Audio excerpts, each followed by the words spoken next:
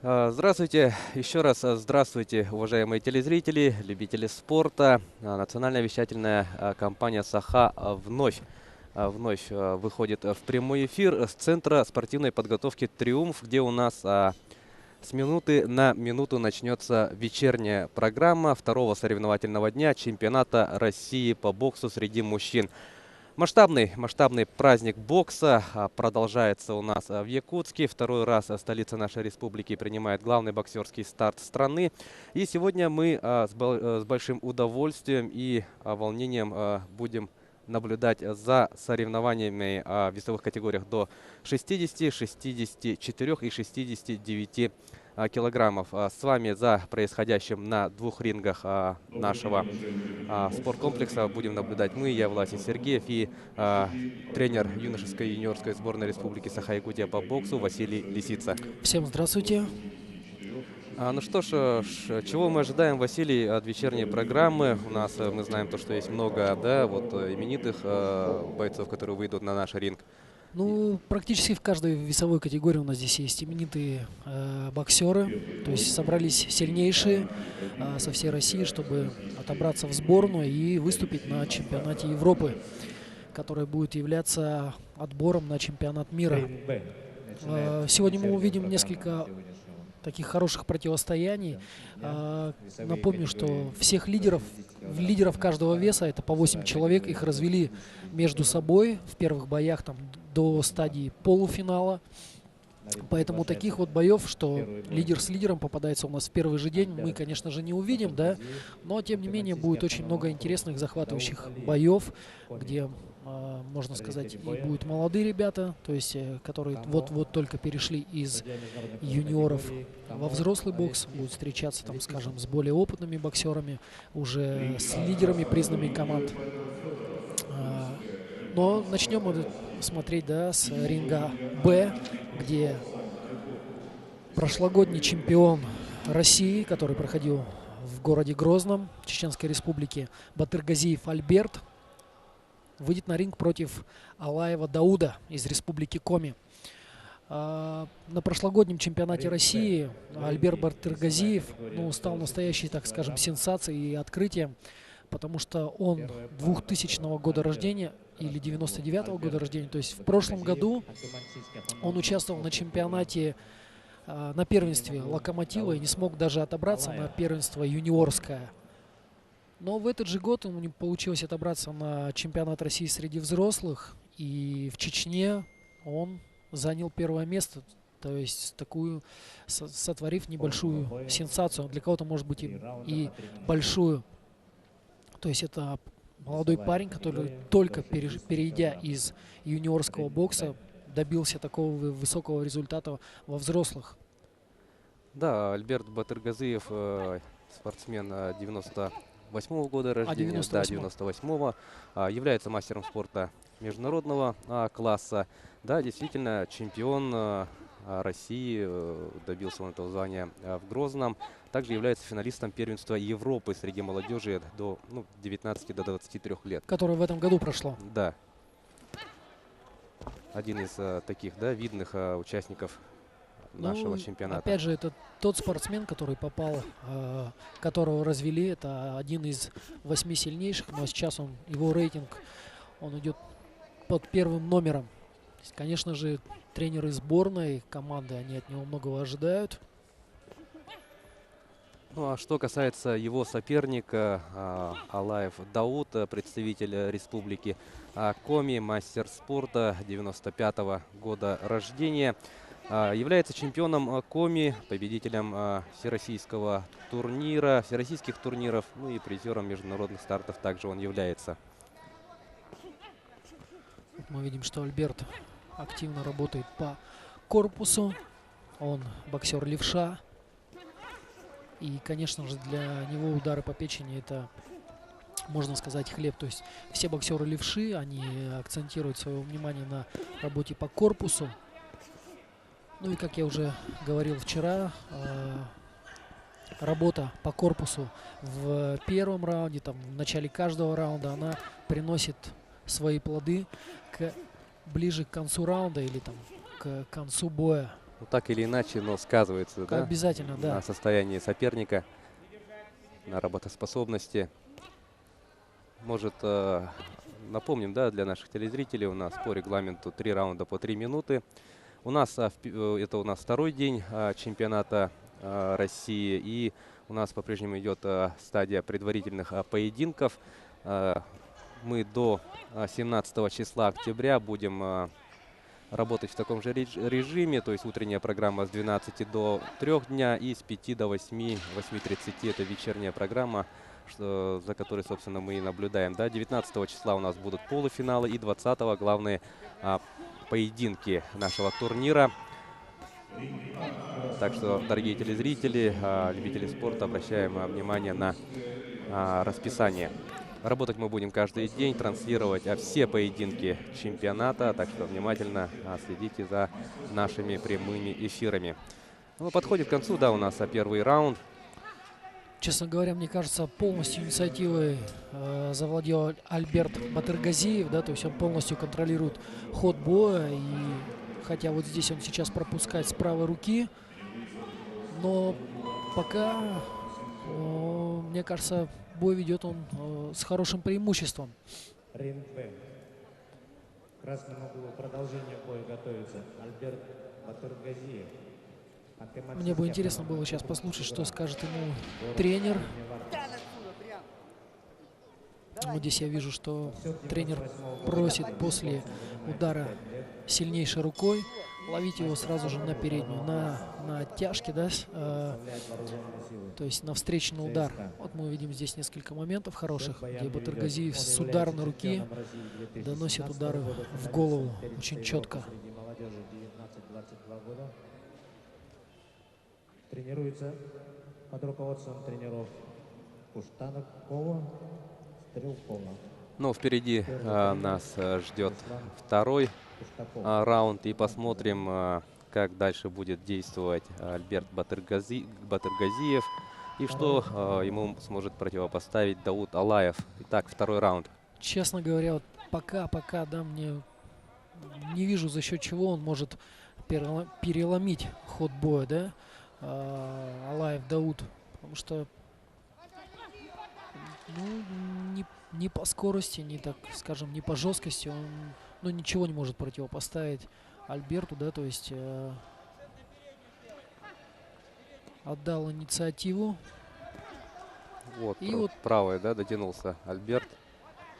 Вот он его встретил на оттяжке. Очень многие боксеры используют. Он, видно, очень рационально так боксирует. Не без суеты. Попадает, уходит, закручивает. Даже вот сейчас видно, да, то есть как экономно работает Альберт и как в таком постоянном движении, в напряжении находится соперник.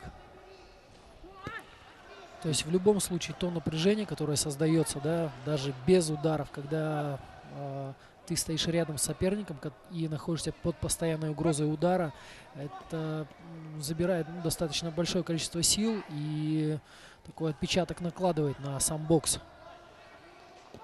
Ну, действительно, да, вот визуально по телевизионной картинке тоже можно это действительно заметить, что как спокоен Альберт и как много же движений, да, у Дауда. Да, много, можно сказать так, лишних движений. И еще я бы хотел обратить внимание, потому что Альберт у него постоянно передней рукой, он готовит свою атаку, он не бросается в центре ринга, да, то есть он сталкивает своего соперника канатом, тем самым лишая его пространства, да, то есть самого простого, например, защитного действия шаг назад. Он сталкивает его канатом и уже здесь начинает работать с сильнейшей руки.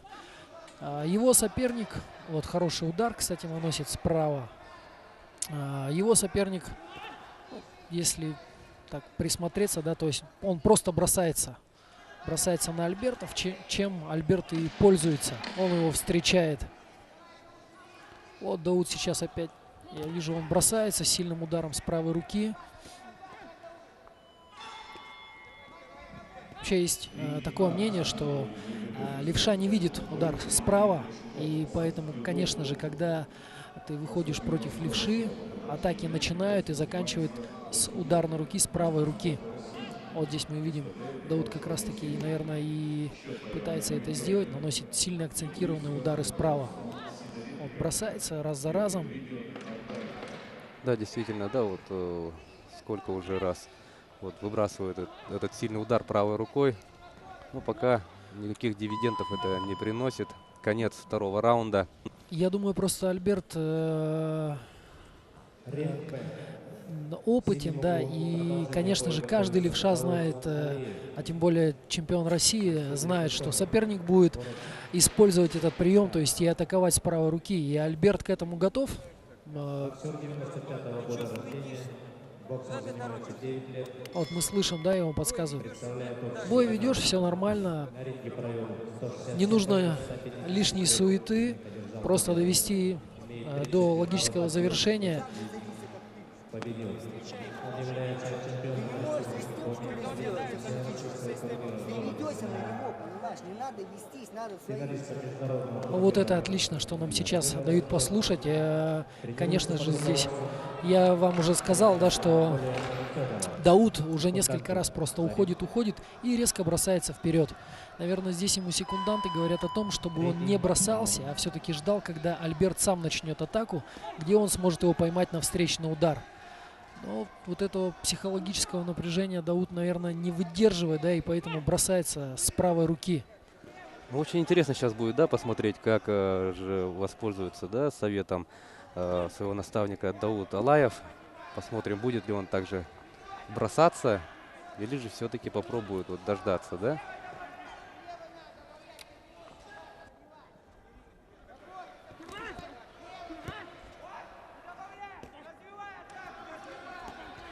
Ну Вот что ж, снова. видим, да, серия хорошая прошла у Альберта.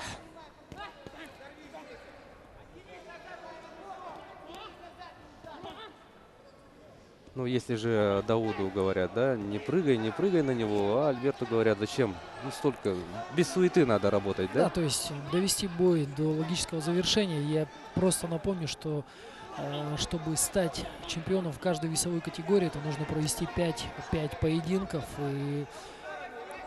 которые будут растянуты на целую неделю соревнований.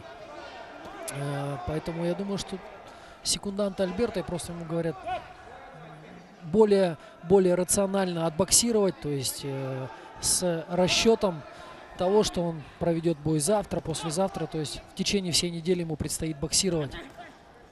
Вот здесь хороший, видимо, Альберт взвинтил темп. Ну и, конечно же, это сразу видно.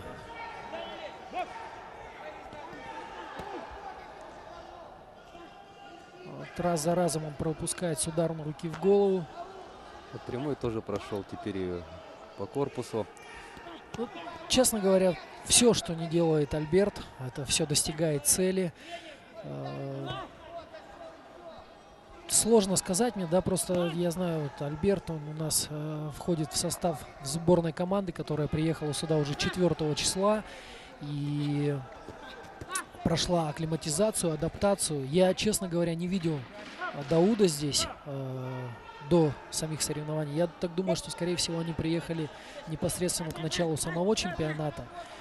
И, конечно же, ребята, которые прилетели сюда из центральных регионов, для них весьма проблематично будет отбоксировать. Вот первые 2-3 дня они будут для них самыми тяжелыми. Возможно, может быть, даже 4 дня. Вообще адаптация идет у нас, мы высчитываем очень просто. Сколько часов ты летел, столько дней будет проходить адаптация. Если вот они сюда летели 6 часов, получается, то 6 практически недели им потребуется на адаптацию. Интересная такая формула, да? А 3-4 день это будет, так называемая функциональная яма, когда все физические качества будут находиться в самом не наилучшем состоянии, да. Вот ребята со сборной, они приехали сюда, как раз таки они успели адаптироваться, пройти акклиматизацию. Я знаю, что многим она далась очень тяжело, что не могли уснуть.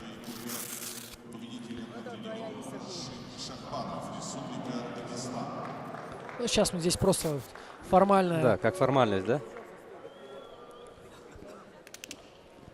Ну что ж, боксеры в центре ринга. И Объявление победителя.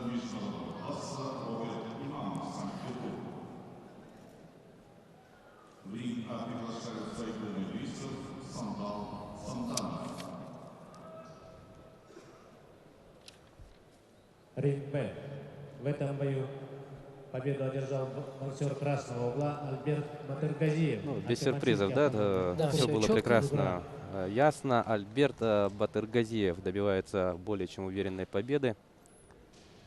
И чемпион Прошлогодний прошлогоднего. чемпион, да, Да. прошлогоднего чемпионата. Вот здесь мы увидим он несколько хороших серий. С очень уверенной и красивой победой стартовал на этом чемпионате Альберт.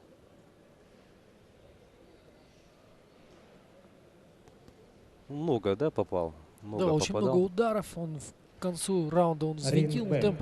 Ну и видно, что соперники, я не знаю, конечно, с чем это Рефери связано, ринге, да, то есть судья функционально он международной так подсел категории после второго раунда. Игорь Возможно, это Дубовцов, связано с тем, что он город еще не Санкт-Петербург. успел адаптироваться, да, Красному к смене углу. часовых поясов и климата. Арсен Ну, а может быть, Закиян. просто какие-то ошибки Город были Рязань. допущены в подготовке. Синим углу Родна. Давайте посмотрим следующий бой. Закия Арсен, Рязанская область. И Цыбиков Родна, Бурятия. Это наша вторая пара боксеров в весовой категории до 60 килограммов.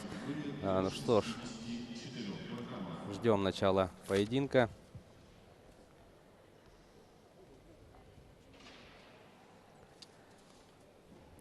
Арсен Закиян представляет Рязанскую область, спортсмен 93-го года рождения, является мастером спорта.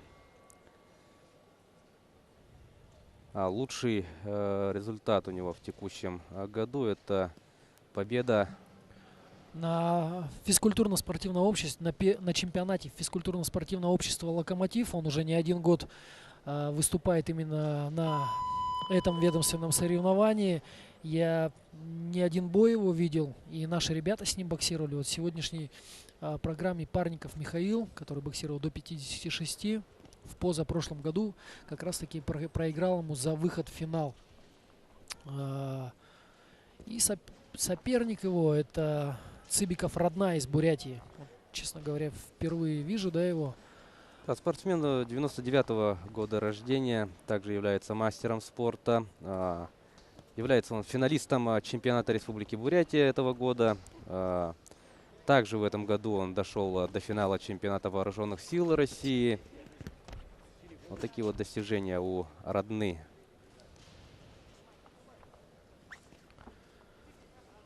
Арсен так очень рационально боксирует, очень экономно. То есть лишних движений он практически не делает. Боксер левша, и вот, как я уже говорил, что практически все левши у нас будут часто бить по печени.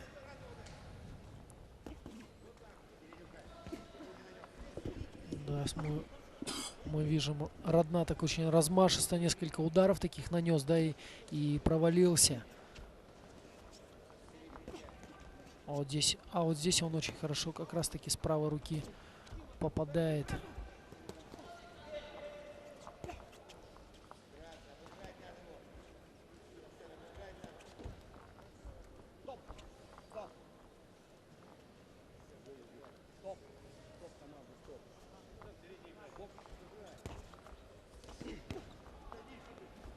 Мне вот кажется, что ребята как раз таки из вот регионов, да, соседних, ну, кто все-таки ближе к нам находится и у кого смена часовых поясов не была такой большой, как вот у ребят из центральных регионов, им будет все-таки в первые дни чуть полегче боксировать.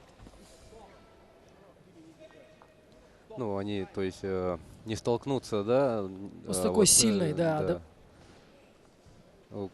Такой термин хороший, да, вот вы озвучили, Василий, ранее, функциональная яма. Да.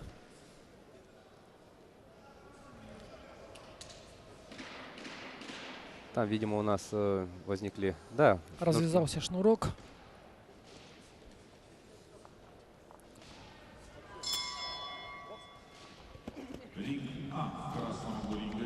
оба, да, спортсмены очень активно работают в первом раунде.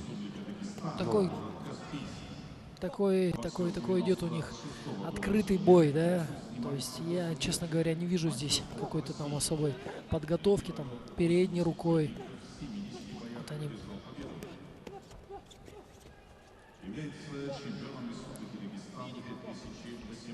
Меньше 20 секунд остается боксировать в первом раунде.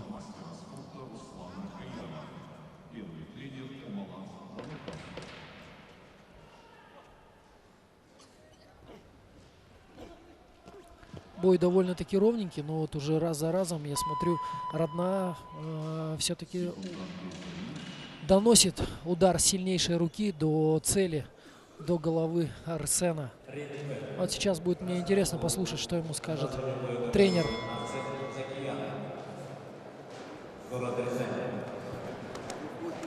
Боксер 93-го года рождения, боксом занимается 11 лет. Мастер спорта России. Представляет общество локомотив. На ринге провел 180-150 боев, 100 из них Дернул, слева подобил. Он является чемпионом центрального Внимательно. Ну, Вот мы вот послушали, я посмотрел, Первый тренер. спортсмену из Республики Бурятия советуют больше дергать. И после того, как Арсен промахивается со своей ударной руки, подхватывать, то есть больше работать на контратаках и не лететь на него. Но Арсену советуют не заряжаться на один удар и чередовать удары по голове и корпусу. да, и удалось услышать, что там на подхвате надо работать. Но я думаю, все телезрители, да, слышали, как дышал Родна. Ну, мы сейчас вот посмотрим, кто как будет использовать, да, вот здесь справа неплохо он попадает. Но пока оборотов они не сбавляют и также плотно работают. Да, в таком же темпе и много движений мы видим на ринге.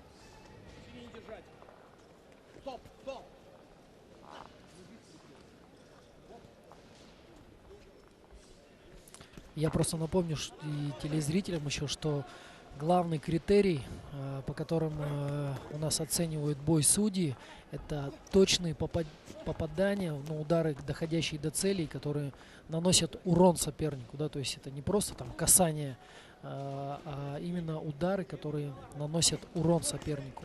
Это первый критерий. Второй критерий — это технико-тактическая подготовка, то есть умение спортсмена именно боксировать, а там не просто, скажем так, драться, да, то есть использовать какие-то защитные действия, атакующие действия. И третий критерий — это активность или так называемый дух соперничества, когда спортсмен проявляет желание победить. То есть если первые два показателя у нас будут абсолютно равны, то судьи принимают во внимание тот факт, кто из соперников, так скажем, более активно вел бой, кто больше желал победить. Ну, в этом случае, да, именно мы видим, оба спортсмена очень хорошее желание, да, демонстрируют. Вот здесь мы как раз таки видим, что дух соперничества очень хороший, и трудно будет определить, кто все-таки больше достоин. Но вот по точным попаданиям, которые доходят до цели и наносят урон, мне кажется, пока все-таки немного точнее боксеры из синего угла. Но потихоньку, мне кажется, Арсен прочувствовал своего соперника и начинает вот так потихонечку забирать бой. Ну, возможно, мне это кажется. Часто он пропускает встречные удары. Спортсмен из Бурятии очень так хорошо двигается на ногах, закручивает часто. Ну вот вблизи, конечно, вот эта борьба, она довольно-таки уравнивает, да, сам бокс. Это, мне кажется, больше на руку Арсену.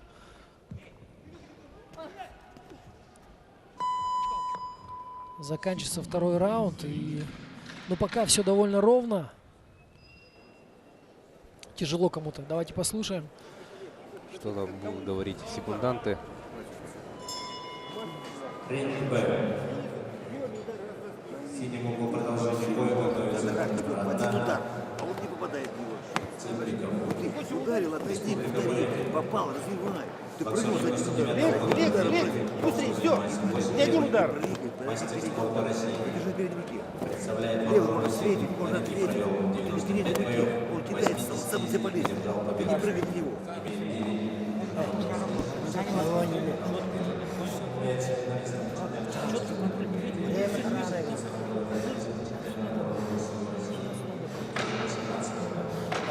Последний раз забери. Внимательно. Так, ну здесь я слышу, что Арсена просит, чтобы после одного своего жесткого удара он обязательно развивал. Но здесь вот очень часто у них получается, после одного попадания спортсмены сближаются и в таком входят в клинч, где они просто там борются, и ну, никакого развития не происходит. Также тренер Арсена говорит о том, что он сам к тебе придет. То есть тебе нужно просто встречать его и развивать. То есть и будет все нормально. Он сам к тебе придет.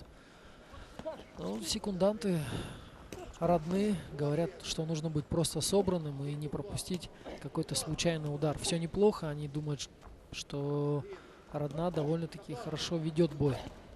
Да, ну и в конце, да, вот перед стартом у нас третьего раунда прозвучало. Надо брать третий раунд. Забирать, да. Да.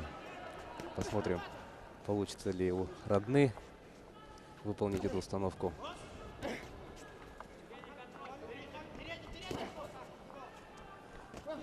Ну вот здесь хорошо он нанес удар по корпусу. Арсен, боксер красного угла по корпусу. И тут же перевел на голову. Вот еще по печени.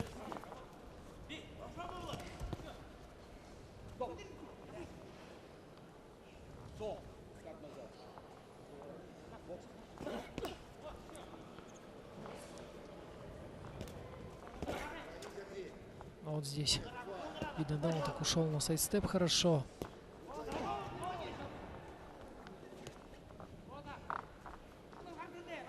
Мне кажется, все-таки пока Арсен все-таки не выполняет ту установку, которую ему дают в углу. Проваливать соперника у него не получается, да. И опять же он, возможно, это не его, конечно, вина, да. То есть каждое сближение после каждого своего попадания Родна сближается с ним, то есть и, ну, как бы сушит атаку Арсена, то есть не дает ее развить, то есть после попадания. Ну, то есть это нисколько не недоработка Арсена, а заслуга Родны. Возможно, да, как бы здесь трудно сказать. Вот здесь пропускает еще. Вот видно, что Арсен показывает, что вблизи его вяжут и не дают ему боксировать, поэтому он вот.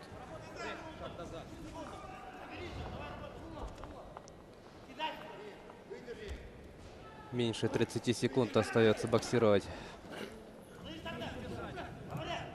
Вот слышно, как рефери просит Родну не держать. Ринг А. В этом бою победу одержал мастер Такой вот, красного угла. ну, довольно ровный бой, да? Где-то, может быть, по точным именно попаданиям, мне кажется, вот, ну, немного точнее Родна, но в целом все очень так ровненько. И не думаю, что каждый из спортсменов, ну, до конца выполнил установку, ту установку, которую дают им секунданты. Ну, очень интересный поединок получился. Очень такой, да, конкурентный. Да. Напряжение на ринге было очень, ну, на приличном уровне, да? Да, и просто победители этой пары выходят как раз-таки на Альберта Батыргазиева, да?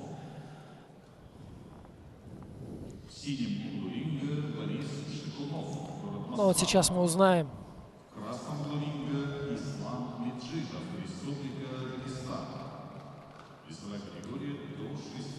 кто же все-таки одержит победу в этом бою. Ринг Б. В этом бою победу одержал боксер синего угла Родна Цыбиков. Родна. Республика Да, но мне Бурятия. тоже показалось, что он был немного точнее. И грамотно, так скажем, засушил вот эти атаки, когда в третьем раунде, может быть, возможно, он так, ну, скажем так, чуть подсел. не давал развить свой успех Арсену. Ну, в принципе, если это позволяет рефери в ринге, то почему бы и нет, да? Вот мы видим здесь несколько раз Арсен у нас так неплохо попал, но... Ну, тут же видим хороший ответ, да? Двоечка прошла. Ну, вот здесь он попадает. Город Выборг. Тут же Родна уходит, да?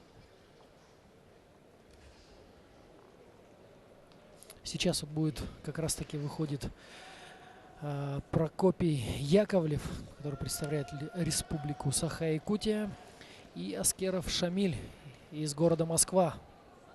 Представляем боксеров в красном углу. Прокопий Вот Яковлев. на ваших телеэкранах Прокопий Яковлев. Прям вот слышно поддержку. Я думаю, что это должно как-то Аскеров, повлиять. город Москва. И его соперник Шамиль Аскеров, представитель столицы нашей страны. Тренируется Шамиль под руководством Меньшикова Олега Владимировича, человека, который сразу же после Олимпийских игр в Рио-де-Жанейро возглавил нашу сборную и возглавлял ее целый год. А что касается соперника, да, Прокопия, Шамиль Аскеров, мастер спорта международного класса, 95-го года рождения, является чемпионом Европы среди молодежи 17-го года, который прошел в Румынии. То есть довольно серьезный соперник. Да. Прокопий, да, у нас он относительно недавно занимается боксом. Занимается 5 лет, но для уровня чемпионата России это как бы совсем недавно. Прокопию 30 лет, он начал заниматься в 25, это довольно поздно, но тем не менее, как бы он уже на чемпионате России выступает. И я видел несколько его боев. Мне кажется, у него вот самое главное для Прокопия это первый раунд, отстоять первый раунд, да. А дальше уже у него начнет получаться. Но мы видим, он имеет довольно хорошее преимущество в росте. И было здорово воспользоваться этим. Да, то есть можно... Но он не ждет. Обычно такие высокие ребята, они стараются работать на дистанции, встречать соперника, двигаться на ногах. Но мы видим, он сам идет вперед.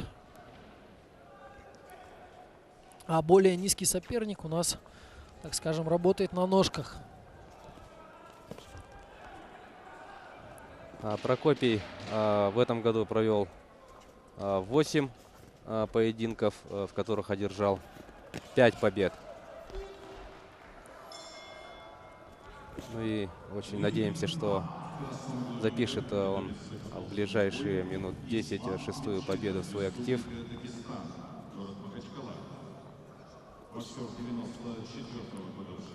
Ну, так скажем, Прокопий не самый удобный соперник, да. Возможно, это связано с тем, что он такую нестандартную... Ох ты, попал.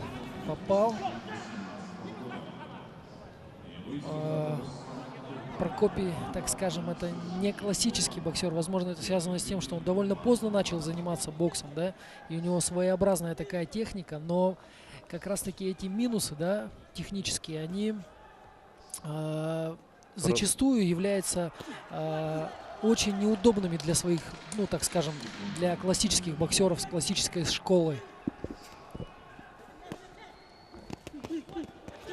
Ох ты, вот здесь размен такой пошел. Здесь рефери показывает, что был удар нанесен открытой перчаткой.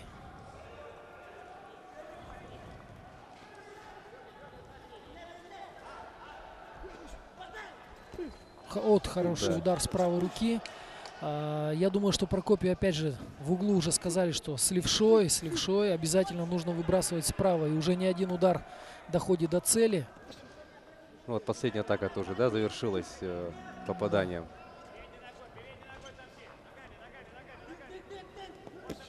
Видно, что у него такая нестандартная техника у нашего Прокопия. Но я думаю, что это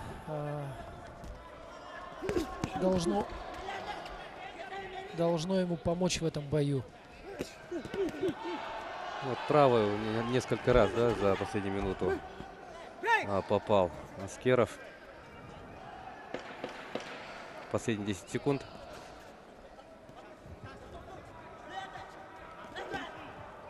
Вот хороший удар. Ну, пока по бою можно сказать, что, конечно, соперник у нас чуть техничней. Давайте послушаем, что скажет Артем Максимов, его личный тренер. Республика Саха-Якутия. Город Якутск. Боксер 89-го года рождения. Боксом занимается 5 лет. Кандидат в мастера спорта. На ринге провел 84 боя, 45 из них одержал победу. Он является финалистом чемпионата Республики Саха-Якутия, призером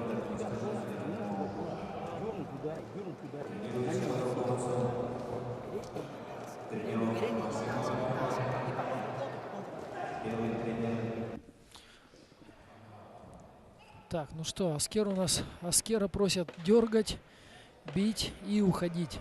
Здесь он нанес несколько хороших ударов по животу.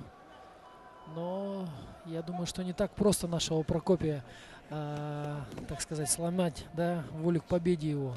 Прокопий продолжает идти вперед. Я говорю, что это довольно нечасто мы видим, когда такие высокие боксеры идут вперед и зарубаются.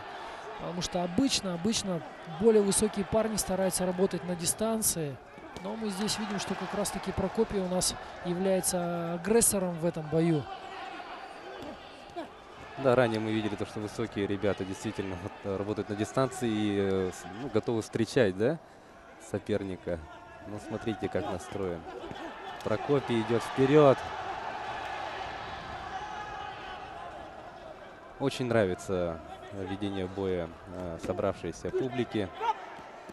Ну, я думаю, что это правильно, поддерживать своего спортсмена, конечно, против парня, который является мастером спорта международного класса, который является победителем молодежного первенства Европы. Ну и пока все очень выглядит очень конкурентно, очень достойно. И Прокопий, конечно, большой молодец, что совсем не стушевался перед спортсменом с таким, ну, скажем так, более техничным, более титулованным соперником.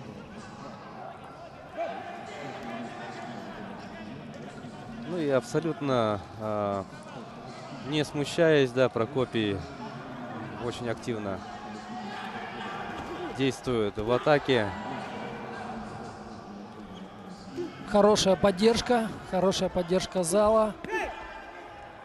Опять же, я не видел Шамиля Аскерова здесь на сборах. То есть, возможно, что он приехал вот буквально перед самым началом чемпионата. И, возможно, для Прокопия это будет плюсом.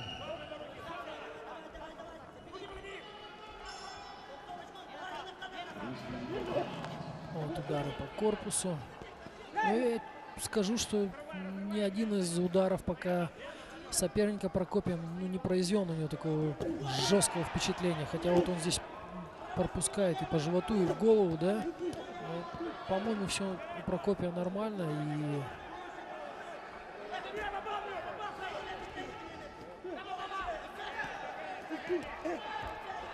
И он все четко видит. Вот здесь он показывает борцовский прием нам.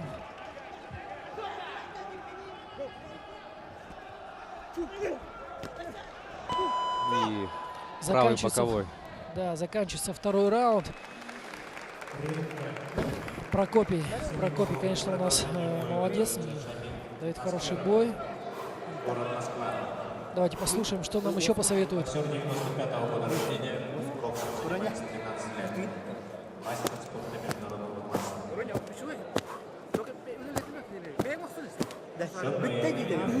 Он является чемпионом Европы среди Передний, правый снизу, левый боковой тарель.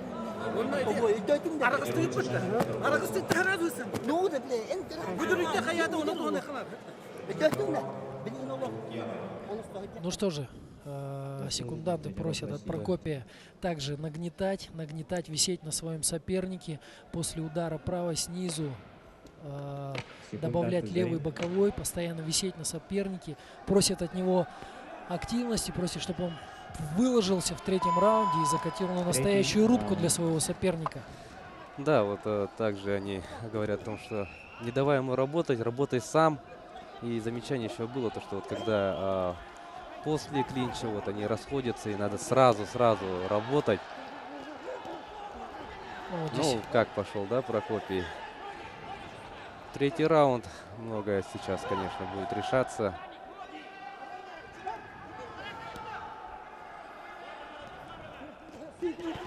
мне кажется, это вот такая хорошая возможность для Прокопия проявить себя и будет таким хорошим толчком ему, да?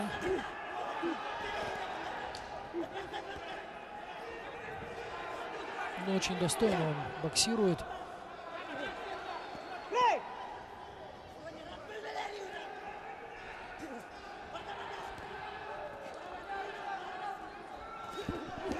Вот отличный удар справа.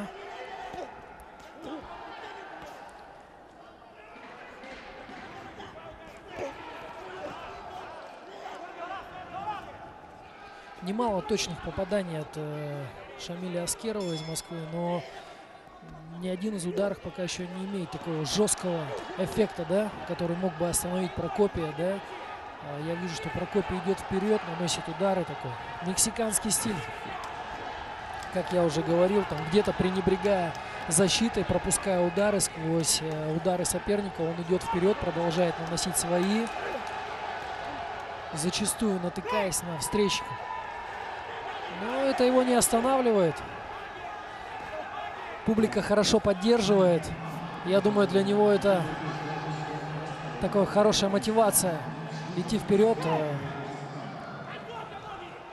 Да, видим то, что Прокопий ни на минуту, да, не намерен останавливаться, идет все время вперед. Вот, хорошее попадание было, еще одно. Одно попадание, И отлично. третье.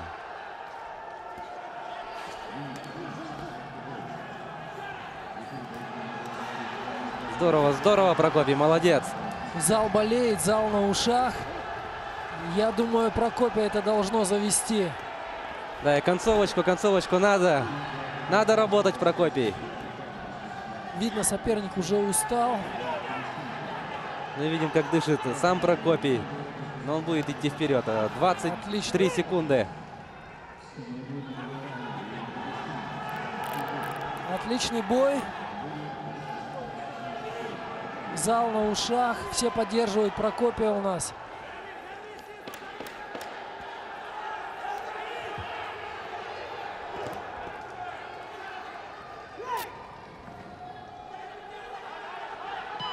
Ну и все. Бой закончен. Завершается поединок.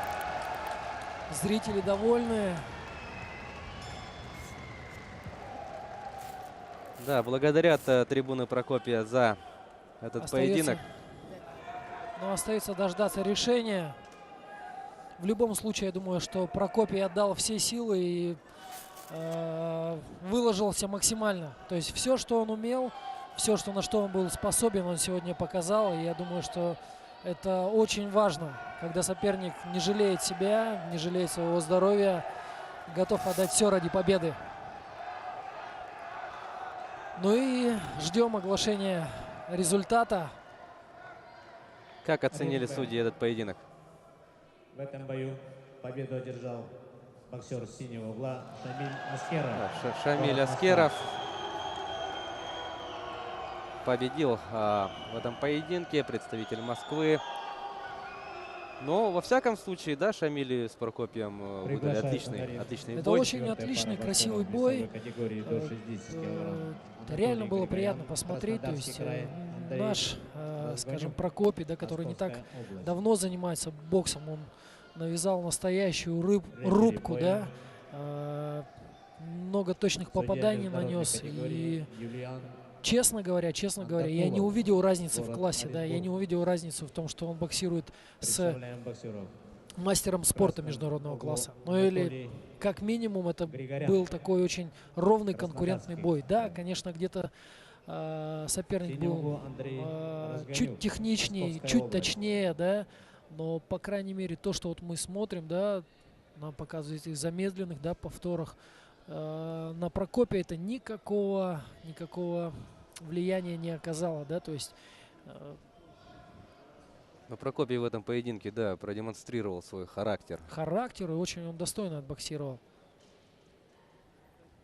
Да, ну что ж, мы очень благодарны Прокопию за этот поединок. И это у нас следующая пара. Анатолий Григорян из Краснодарского края. Он в красных шортах. И против него, соответственно, в синих Андрей Разгонюк, представитель Московской области.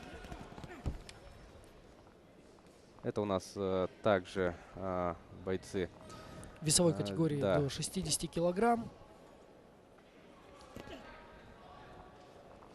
Анатолий Григорян, представителю Краснодарского края, мастер спорта 95-го года рождения. Является призером чемпионата России 2017 года. В этом году становился победителем Универсиады России. Его соперник Андрей Разгонюк, мастер спорта, постарше будет своего, да, оппонента, 88-го года рождения Андрей. Он является чемпионом Московской области этого года. Видимо, там и получил, да, вот путевку на чемпионат России.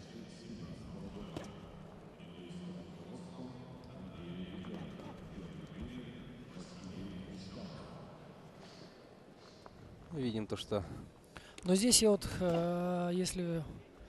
если в предыдущем, да, бою у нас такое было нестандартно, что более высокий спортсмен шел вперед, там пытался навязать бой, то здесь мы видим такое классическое противостояние, где более высокий спортсмен старается работать с дистанции, старается встречать и контратаковать. А соперник с более низким ростом пытается зайти на дистанцию и навязать нам бой на средней ближней дистанции. И вот такое у нас классическое противостояние двух спортсменов, высокого и маленького, да. Видно, что спортсмен из красного угла контролирует бой передней рукой, держит дистанцию, то есть не дает сближаться и останавливает там джебом. Вот, вновь встречает сразу. И вот заметно, да, что он постоянно в центре ринга находится. То есть он занял центр ринга и старается, чтобы его не столкнули канатом, где у него не будет пространства для защитных действий, то есть для защиты на ногах. Поэтому он и старается стоять вот в центре здесь, крутить, то есть не уходить назад по прямой, а постоянно смещаясь то в одну сторону, то в другую. Здесь он где-то вот так опускает руки, провоцируя соперника на атаку.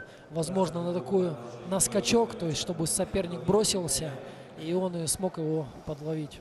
Прекрасно себя чувствует.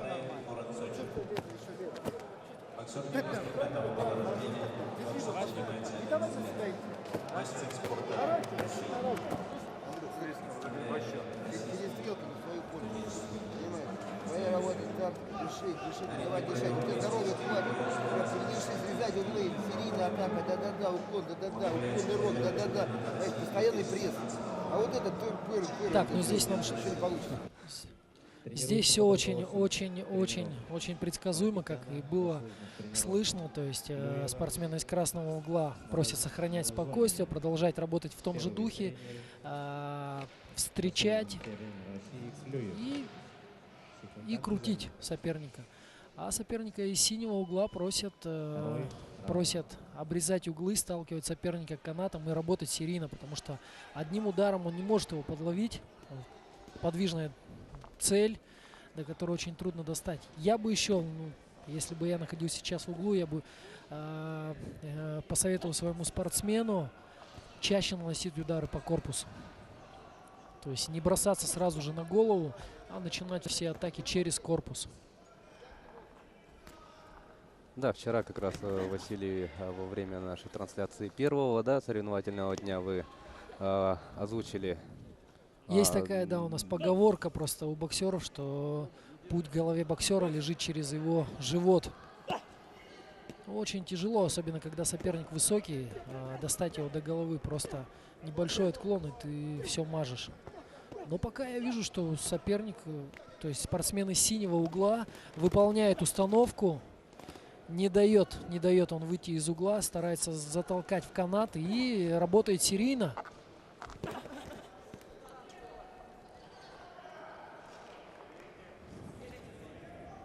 Вот как раз Разгонек пробил по корпусу прямым ударом. Ну, не столь мощно получилось. Ну, Григорян Анатолий контролирует дистанцию, очень четко на передней руке держит. Удар по затылку пришелся.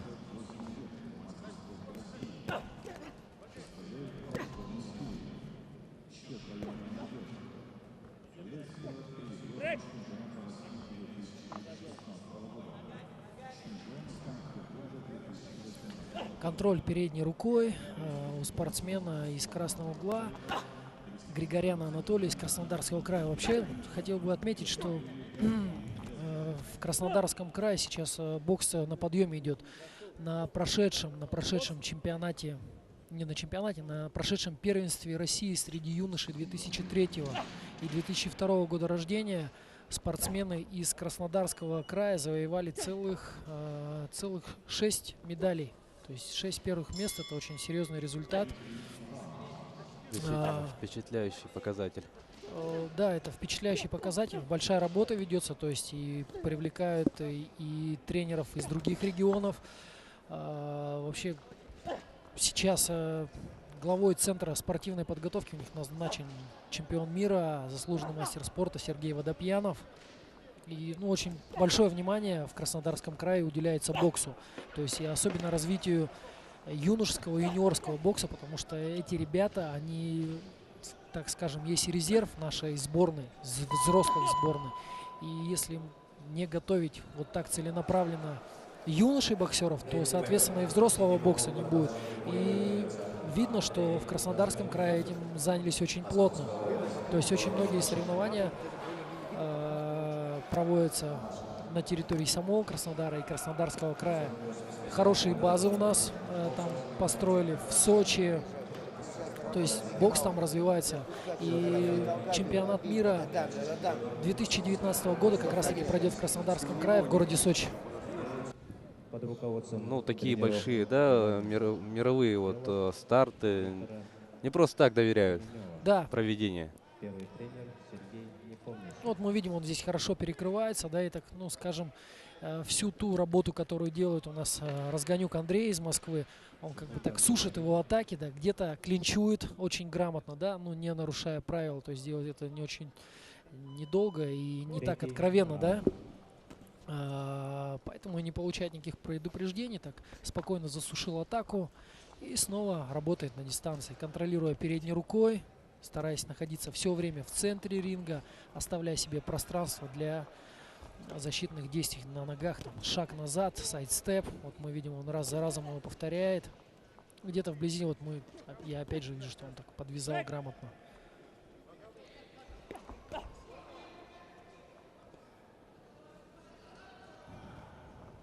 Пока я не вижу, за счет чего Андрей Разгонюк вот так, боксируя вот так на дистанции, может выиграть этот бой.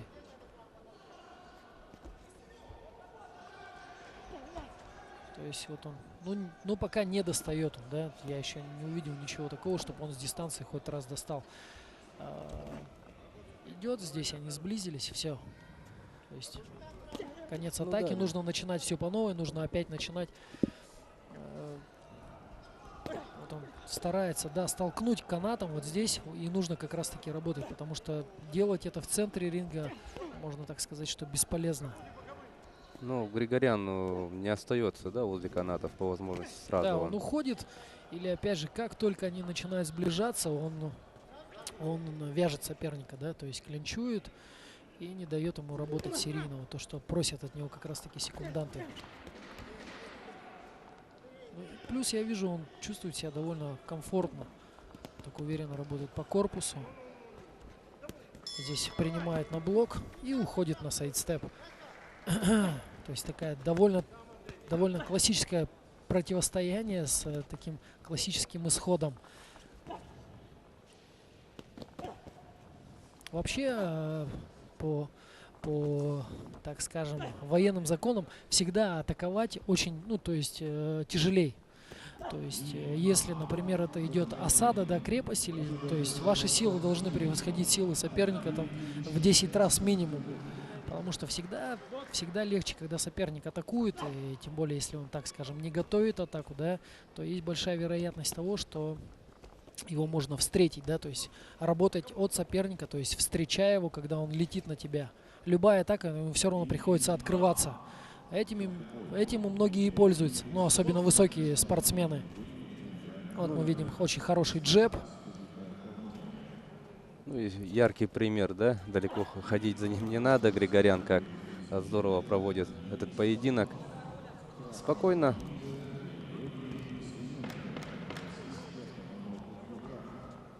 Доводит встречу до конца. Ну, не удалась, да, та самая серийная работа. Да. Ну, по крайней мере, мне так кажется. Я не знаю, как этот бой оценили судьи у нас. Ну, совсем скоро мы это узнаем.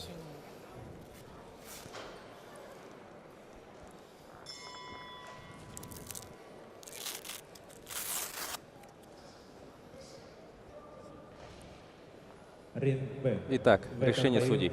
Победу одержал боксер красного угла Анатолий Григорян. Ну, в принципе, как Краснодарский мы край, с вами город и Сочи. говорили, да? Ага. Следующий бой у нас в ринг выходит Варламов Михаил. Это лидер На нашей ринг сборной приглашается сборной в этом пятая весе. пара боксеров весовой категории до 60 килограмм. Вот мы еще Магомед несколько моментов хороших Киновасов, посмотрим, да? Республика Дагестан. Лидер нашей Михаил сборной Варламов, Варламов Михаил. Республика Он Саха, долгое Якутия. время у нас представлял Хабаровский край, учился там. Вообще он 93-го года рождения. Рефери боя. Сам судья уроженец международной Сунтарского категории УЛСа. Алексей Какое-то Сорокин, время он город Москва. учился в училище Олимпийского резерва и после окончания 11 класса поступил Представляем боксеров. в Синему город углу Михаил Хабаровск, да, в какое-то Варламов, учебное заведение, Республика честно говоря, Саха. не помню куда, является неоднократным победителем и финалистом Красному Хабаровского углу края. Магомед Киновасов, В Республика Дагестан. прошлом году он закончил учебу и вернулся назад домой. Вот сейчас он представляет уже, кстати, Михаил не один раз участвовал на чемпионатах страны, представляя Хабаровский край. И вот после учебы он возвращается и выступает уже на домашнем чемпионате России. И против Михаила из красного угла ринга выходит представитель Дагестана Магомед Тинавасов. Магомед является мастером спорта 98-го года рождения, представитель Дагестана. Является чемпионом профсоюза. Физкультурно-спортивного общества профсоюза, который прошел в городе Назрань. Прошел в город Тернаус. Тернаус в этом году он прошел. Там он и завоевал путевку. Вот видим, Михаил очень хорошо ловит передней рукой на сайдстепе своего соперника. Вообще это, так скажем, стихия Михаила — работать на контратаках. Михаил обладает хорошей техникой и хорошей работой ног. Он такой очень подвижный боксер, но при всем при этом имеет очень такой хороший хлесткий удар. И ни один свой бой он заканчивал досрочно. Поэтому, скажем так, может и попасть очень хорошо. Михаил в этом году одержал победу на чемпионате республики. Далее он уже побеждает на Дальнем Востоке. Всего в этом году он провел 13 поединков, в которых одержал 11 побед.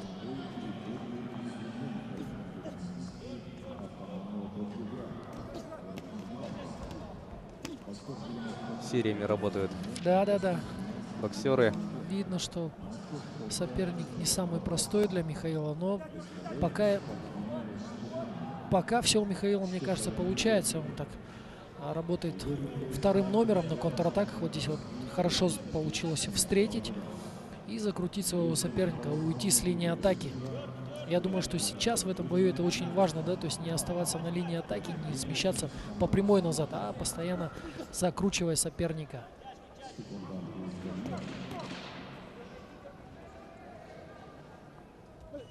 Очень хорошая передняя рука у Михаила и работа ног. Вот. Проводит атаку, смещается. Вообще спортсмены из Дагестана это всегда хорошая физическая подготовка, то есть она у них находится на очень хорошем уровне. Вообще, как мы знаем, и бокс, и борьба, так же, как и у нас в республике. Ну и вообще, наверное, все единоборства в республике Дагестан, они лидирующие позиции занимают не только в России, да, но и в мире. Поэтому такой, скажем, культ единоборств у них в республике присутствует. И практически любой спортсмен из Дагестана, это всегда очень такая серьезная конкуренция. Давайте послушаем, что скажут секунданты, что посоветуют своим спортсменам.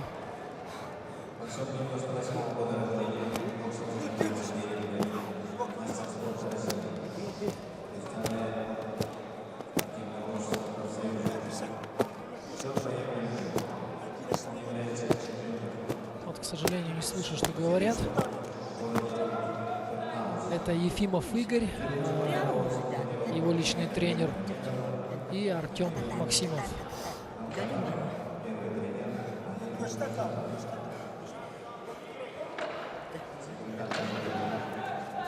К сожалению, я не услышал, что сказали. Но, на мой взгляд, пока ту тактику, которую избрал Михаил, она достаточно правильная. Вот, отлично. Здорово. То есть она достаточно правильная. Я бы, конечно, старался не смещаться назад, то есть постоянно находиться в центре ринга и не отдавать, так скажем, оппозиционную борьбу, да, то есть чаще переднюю руку подключать, то есть держать соперника на передней руке.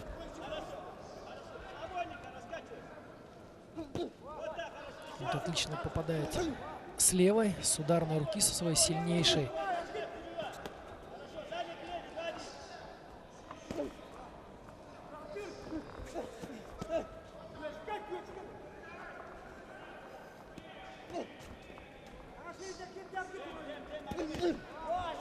Вот еще одна двухударная серия проходит. Чередует, да, Михаил? Иногда вот сразу сильной рукой идет одним ударом. Или вот показал вот передний. Здесь хорошо закрутил. Вот мне кажется, это и нужно, да, вытягивать на себя, крутить и тут же подбирать, подхватывать. Вот еще раз проходит этот удар. На сайдстепе уходит с шагом в сторону, смещаясь с линии атаки и очень четко передней рукой подлавливает. Отлично, здорово. Отлично.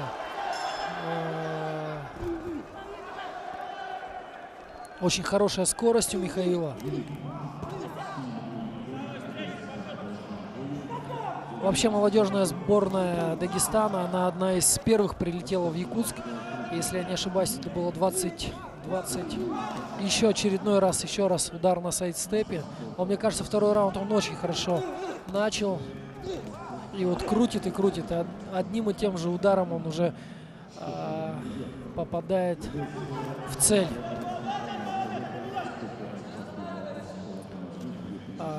Я еще раз просто повторюсь, что молодежная сборная Дагестана, она одна из первых прилетела в Якутск. И достаточно хорошо уже и адаптировалась, и акклиматизировалась. Поэтому я думаю, что здесь соперник полностью готов к бою. —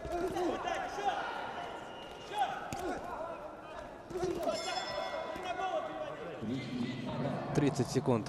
Остается до конца второго раунда.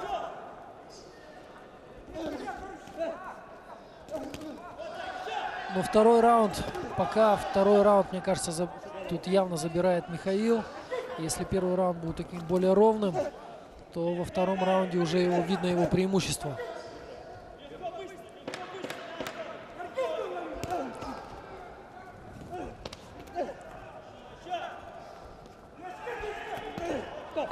Отлично. Завершается второй раунд. Ну да, хороший отрезок провел, да, Михаил. Очень важно сейчас восстановить силы и в третьем раунде Вот мы видим, продолжить. что соперник подустал. Я думаю, что все эти удары сказались на нем. Конечно, тяжело. Видно, что он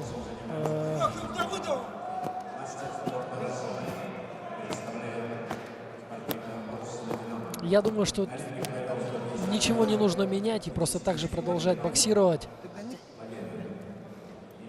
Международных встреч. Вот сейчас мы посмотрим вот эти несколько хороших попаданий прямо в начале раунда были. Республики Саха-Якутия 2018 года, чемпионом Дальневосточного федерального округа.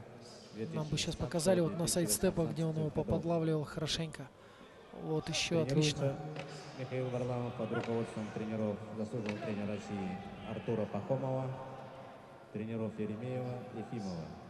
Первый тренер Май Павлов.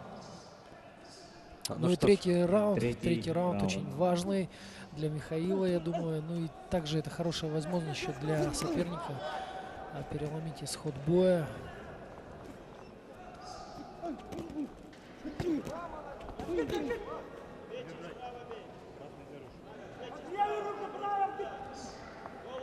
Вот единственное, что удалось услышать, да, мне вот во время перерыва, вот В углу Михаила. да, в углу Михаила сказали, вот, быстрее надо работать.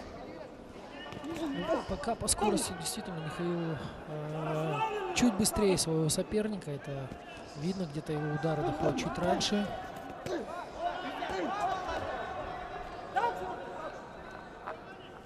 Михаил лидер в этом весе в нашей сборной. Конечно, я думаю, что тренерский штаб нашей сборной на него очень сильно рассчитывает.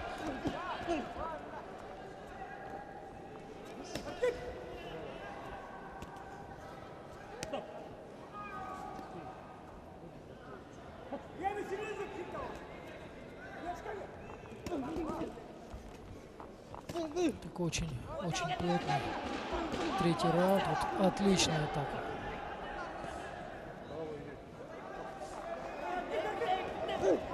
Но видно, что оба спортсмена подустали. И как Михаил, так и его соперник Тинасов Магомед.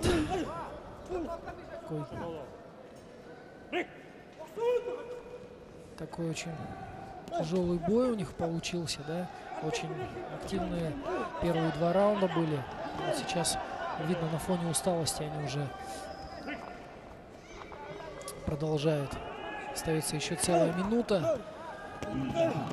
Кажется очень многим, что минута это совсем немножко, но когда это концовка третьего раунда такого плотного боя, то минута длится у нас как целая вечность. Я думаю, да, телезрители и сами прекрасно видели, то, что на протяжении всего поединка, да, оба как активно работают. Ну, очень хорошо здесь Михаил.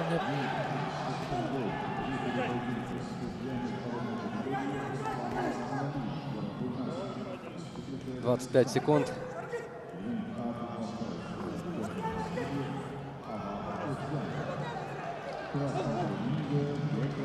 Еще бы парочку Попаданий да. точных, чтобы уже точно все было у нас. Как мы видим, у Магомеда рассечение. Но бой останавливать не будет, потому что здесь остается буквально считанные секунды добоксировать. Бой окончен. Ну и с волнением ждем.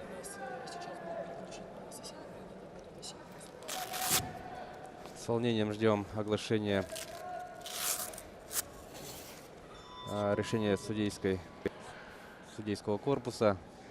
Ну, по моему мнению, здесь безоговорочная победа Михаила. Он был точнее, он был, как так можно сказать, более техничным.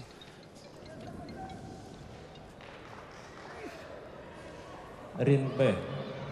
В этом бою победу одержал боксер синего угла Михаил Варламов. Ну, это отлично, я поздравляю Михаила, ну и всю нашу сборную.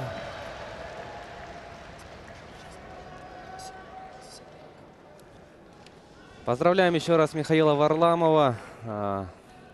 Отличная победа.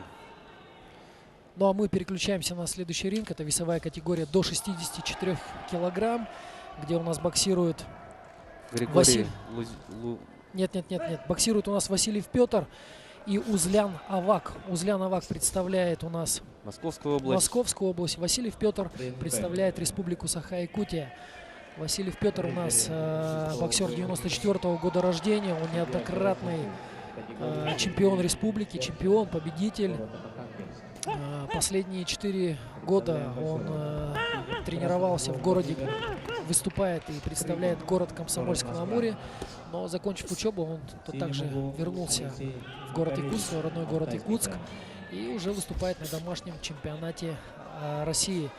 Петр последние 5 чемпионатов страны боксировал, да, то есть выступал на 5 последних чемпионатах России, но, к сожалению, пока до стадии полуфинала он еще не доходил. Отличное попадание, право через руку.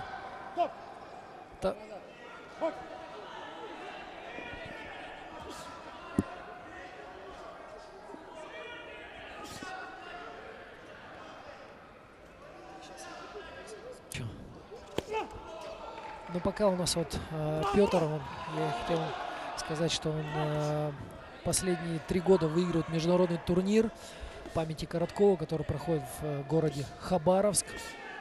Вообще Петр у нас ведет такой тотальный бокс, да, постоянно такая у него атакующая манера, он агрессор, является неоднократным победителем Дальневосточного федерального округа, ну и многих международных турниров. Также его отец — это заслуженный мастер спорта по кикбоксингу, который привел его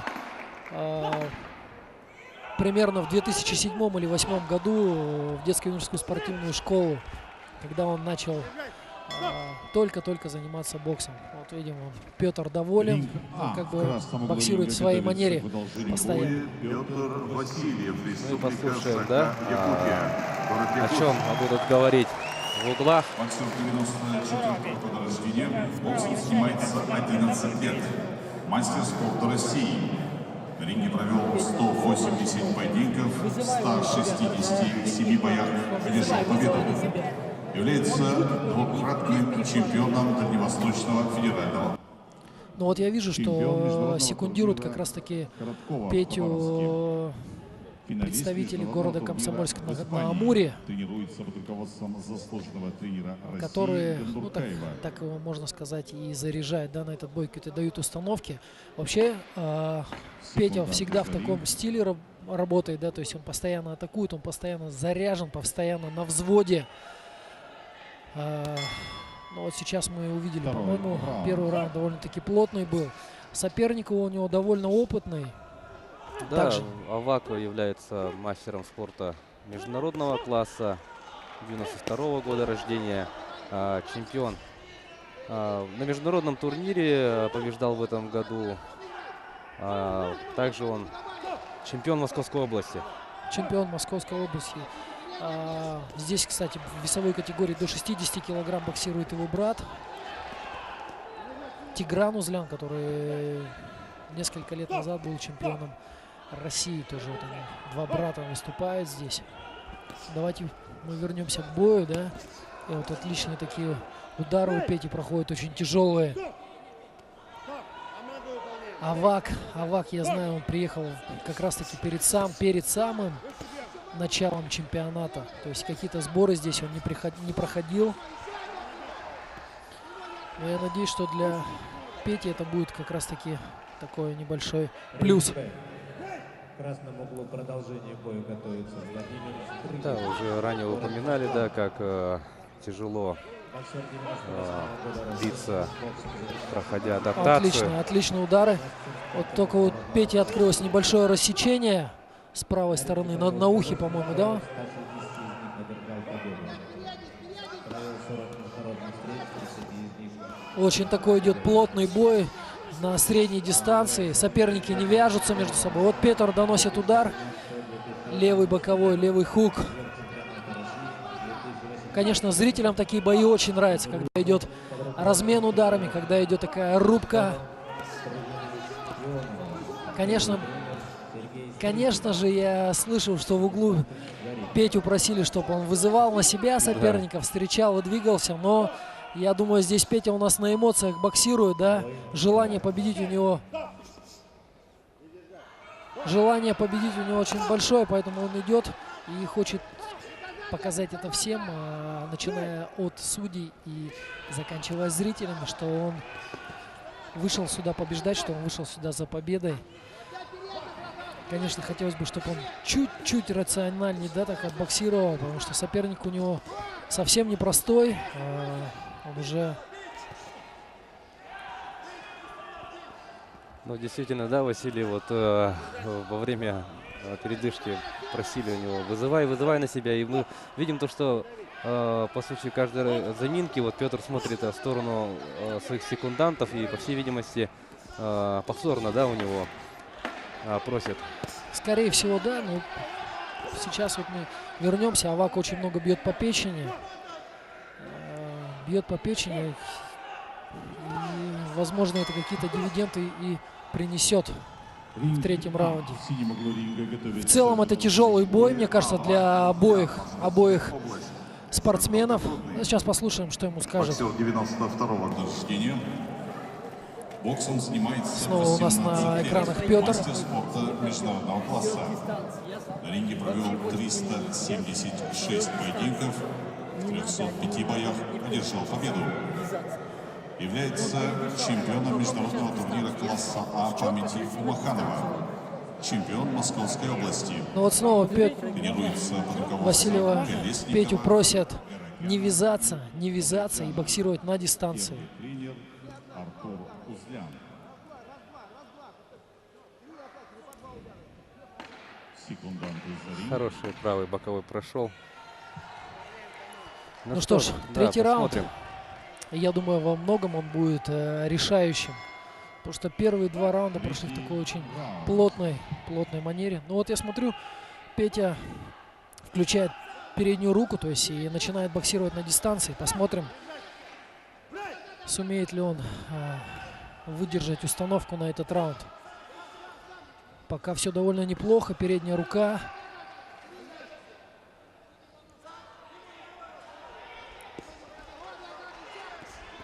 Ух ты. Ох, тяжелая левая прошла.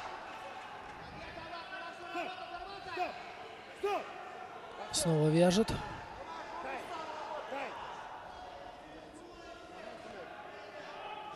Так, что-то произошло.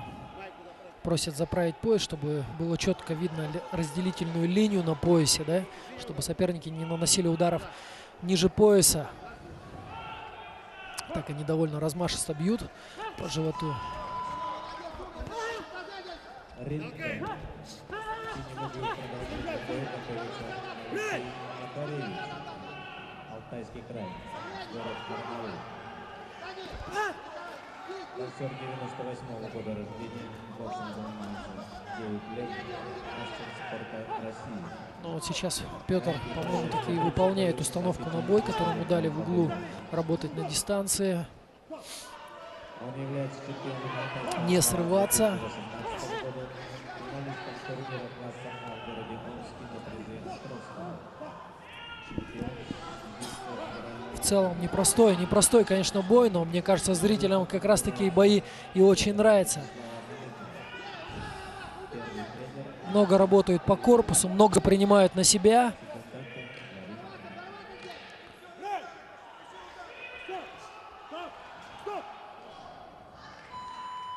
Третий раунд. Ну, тут был удар после команды «Стоп». Снимают с него очки.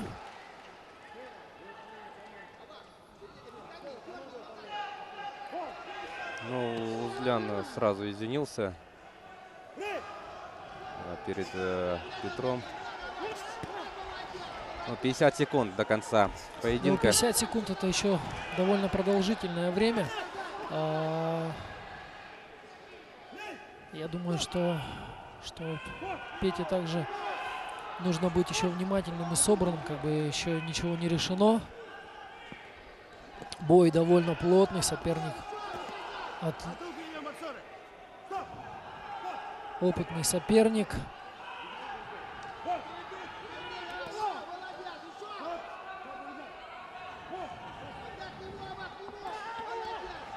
Вот хорошо Хорошо. достает. Меньше 20 секунд. Еще попадание, здорово.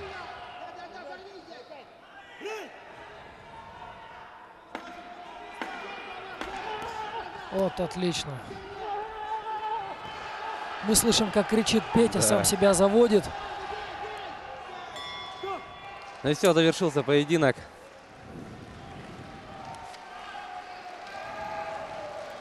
Аплодирует трибуна Пете.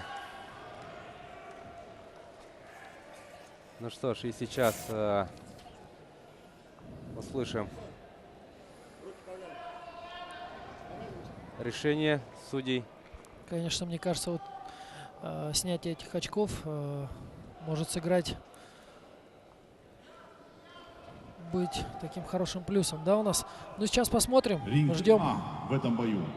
Победу одержал боксер синего угла Авак Узлян. Авак Московская Узлян. область. Ну, это, конечно, такое немножко неожиданное решение. Ну, учитывая то, что, да, снятие... Очков еще Да. было.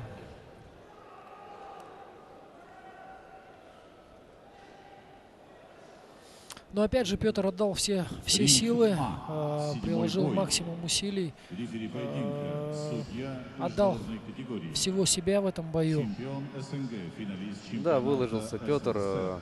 Был очень такой хороший, Хороший, плотный, конкурентный бой с обоюдными попаданиями, как со стороны одного спортсмена, так и со стороны другого. Но очень тяжело, конечно, считать, сидеть в этом бою. Весовая категория до 64 килограммов. Вот следующий бой очень интересный. Я знаю спортсмена из красного угла. Карпов Жестину Рамиру. Очень интересный спортсмен. Он как раз таки является классическим таким боксером-бегунком. В игровой манере он боксирует. Очень хорошо у него это получается. Контроль передней рукой, работа на ногах. Вот сейчас мы должны все это наглядно увидеть. Боксирует против Чамбалдо Начин из Новосибирской области. Ринг Б. В этом бою победу одержал боксер синего угла Алексей Макаревич, Алтайский край. Ну, Карпов Жустину, 91-го года рождения, мастер спорта, На ринг Б чемпион приглашается Центрального федерального пара округа боксеров. 17-го года Владимир Дрыгин, и участник Кубка России Аскеров, текущего. В городе Ижевске проходил Кубок России. Это командный кубок, где рефери боя федеральные округа выставляют свои команды. То есть и идет идет встреча стенка на стенку. Представляем Давайте боксера. посмотрим вот Жестину Рамиру. Весовой категории до 60 килограммов. Боксер, представляющий у нас Рязань, Рязанскую область. Михаил Аскеров, Он такой классический Ленинградская область. боксер с высоким ростом, который очень хорошо двигается на ногах, с хорошей передней рукой. Вот. Вот сейчас мы и посмотрим, как он встречает и как работает передней рукой. Очень быстрый. Удар по спине у нас. Начин Чамбалдо у нас 94-го года рождения, мастер спорта, представляет Новосибирскую область. Является он финалистом Кубка России, также в Ижевске, и чемпион Сибирского федерального округа этого года. Где, скорее всего, он и получил путевку на чемпионат России, да? Да, скорее всего. Вот мы видим, такая у него, у Жестину Рамиру хорошая защита на ногах.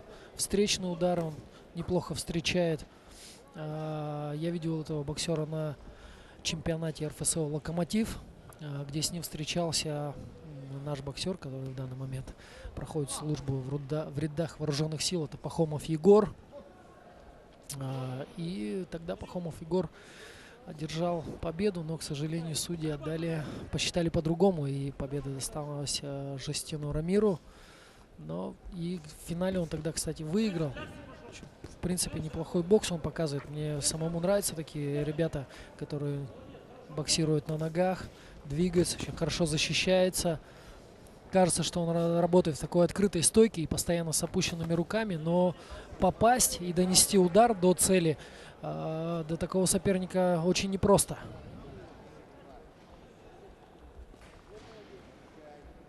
Но я вижу, что Чамбалдо Начин очень грамотно боксирует Жестину Рамиру, обрезает углы, сталкивает его к канатам. Свои атаки начинает он через корпус.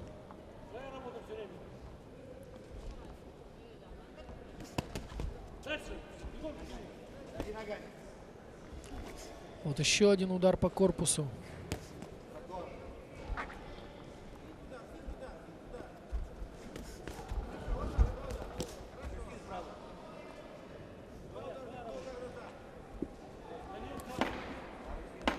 И еще раз по корпусу пробивает Начин.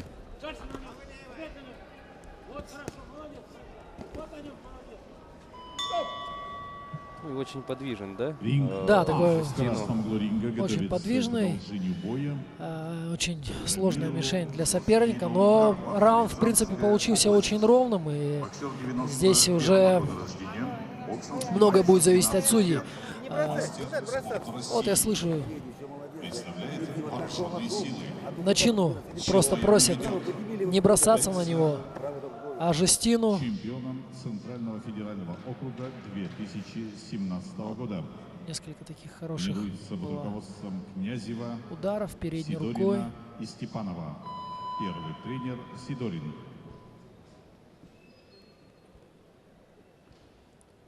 Ринг Б. В красном углу продолжение боя.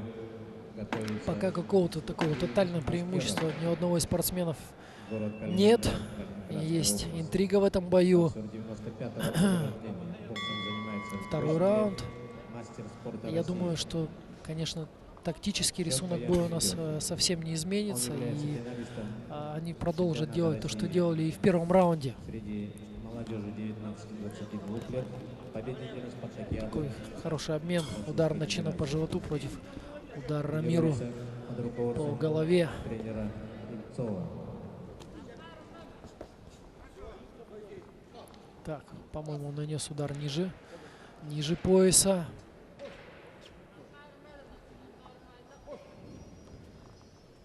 Секунданты за ринг. Второй раунд.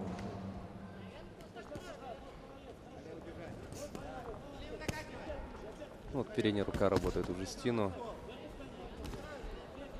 Еще один джеб. И ушел.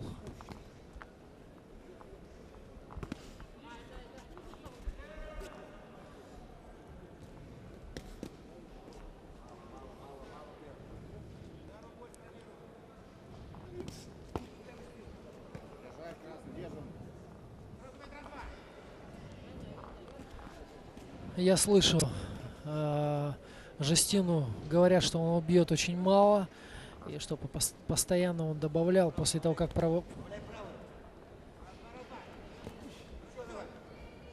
Да, в активнее принципе, правая, здесь да? слышно, да, то есть просит его добавлять удары сильнейшей руки, то есть не зацикливаться на передней. Вот очень хороший удар прошел снизу в голову, апперкот.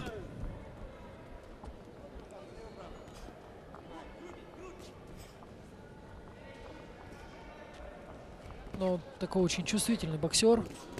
Вот, отлично здесь попал и тут же ушел. Мне кажется, что в первом раунде ему как раз-таки не хватало такой большей работы передней рукой.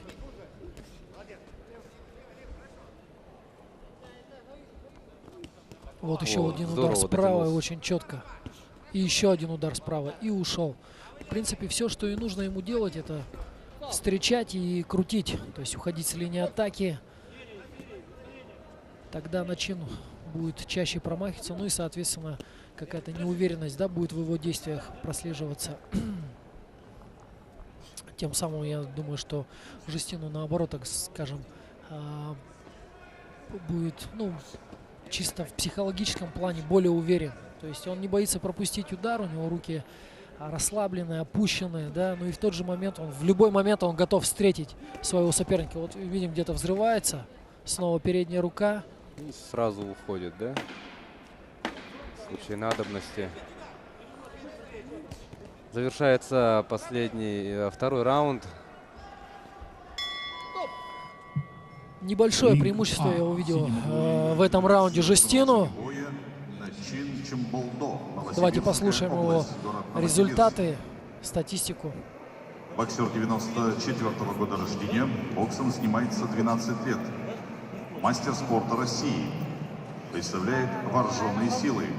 На ринге провел 210 Просто правый, левый поединков, заканчивает. 170 Правый, Правый, левый, левый. раз, два, ушел опять раз, два. Повтори, понятно? Нет? является финалистом Шаг Ну, вниз, здесь нам просто очень удар. хорошо слышно, что его Понятно? просят. Кстати, ночь, что он успевает не чемпион двигаться. А вторым ударом Всемирского заканчивает. федерального Вот эти. округа Правый 2018 поднимай, года. там левый, правый снизу поднимай. Тренируется Боковой левый владельцем заканчивает.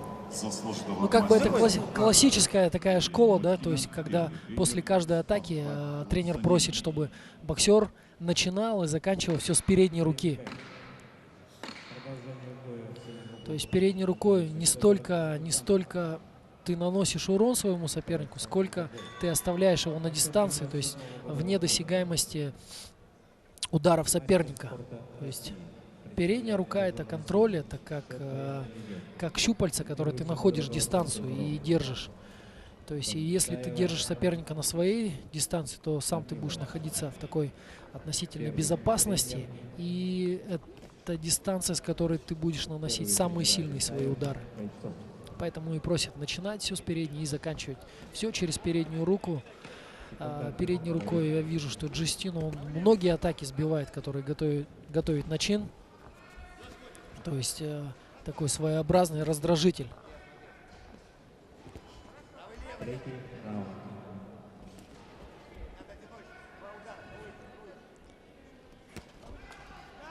Но вот здесь вот не успел встретить он. Но в целом, мне кажется, вот после второго раунда он, так скажем, инициатива теперь на стороне Жестину. Вот хороший удар, очень встречный. Мне очень нравится, как он уходит на сайдстеп, очень чувствительно.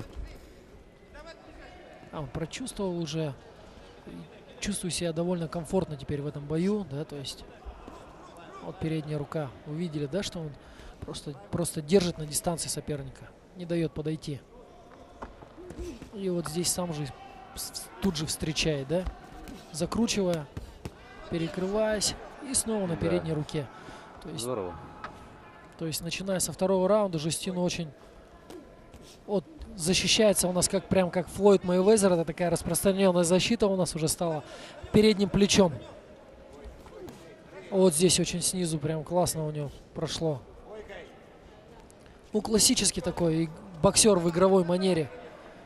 Контрпанчер, да, у нас.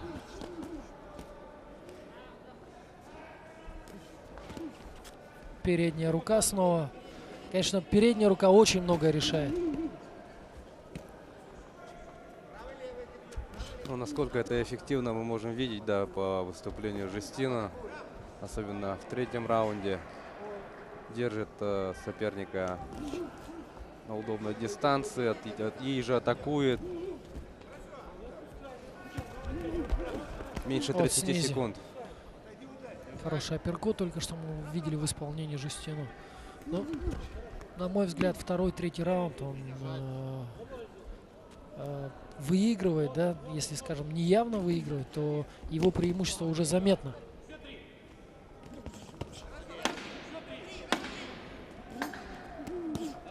Павлович снова пытается подловить навстречу.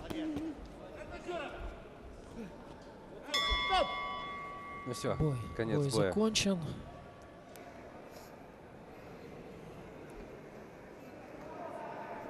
И давайте дождемся оглашения.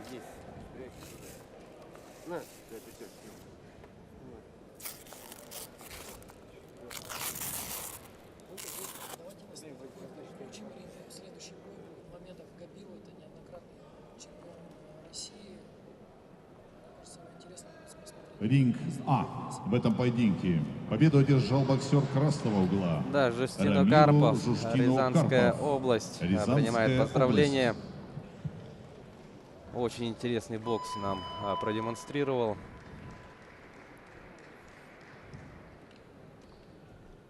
Хорош, да, парень?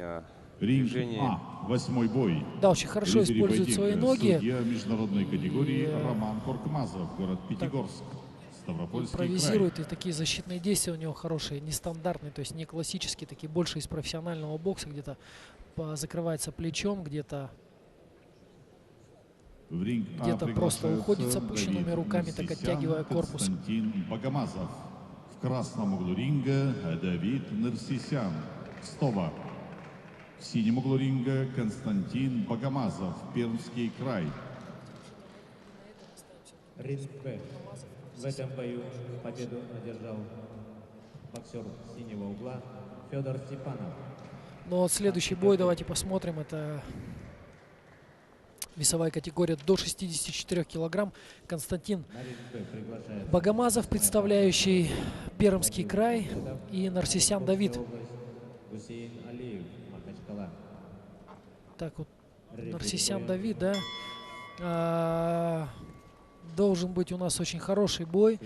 Константин у нас Денис мастер спорта международного класса, неоднократный призер чемпионатов России. Константина Богомазова я знаю очень давно и видел, как он свои первые соревнования он выступал за Приморский край, то есть он дальневосточник по сути. И после этого он переехал в город Москва к Олегу Владимировичу Меньшикову. И уже долгое время он представляет Москву. Я, правда, не знаю, почему сейчас он дает зачет Пермскому краю. Ну, возможно, там какие-то есть договоренности, переходы. Но тренируется он под руководством Меньшикова Олега Владимировича. Ну, его соперник Давид Нерсисян представляет Нижегородскую область, мастер спорта 97-го года рождения. В этом году он дошел до финала окружного чемпионата среди мужчин. В этом году он, да, финалист. Оба боксера левши.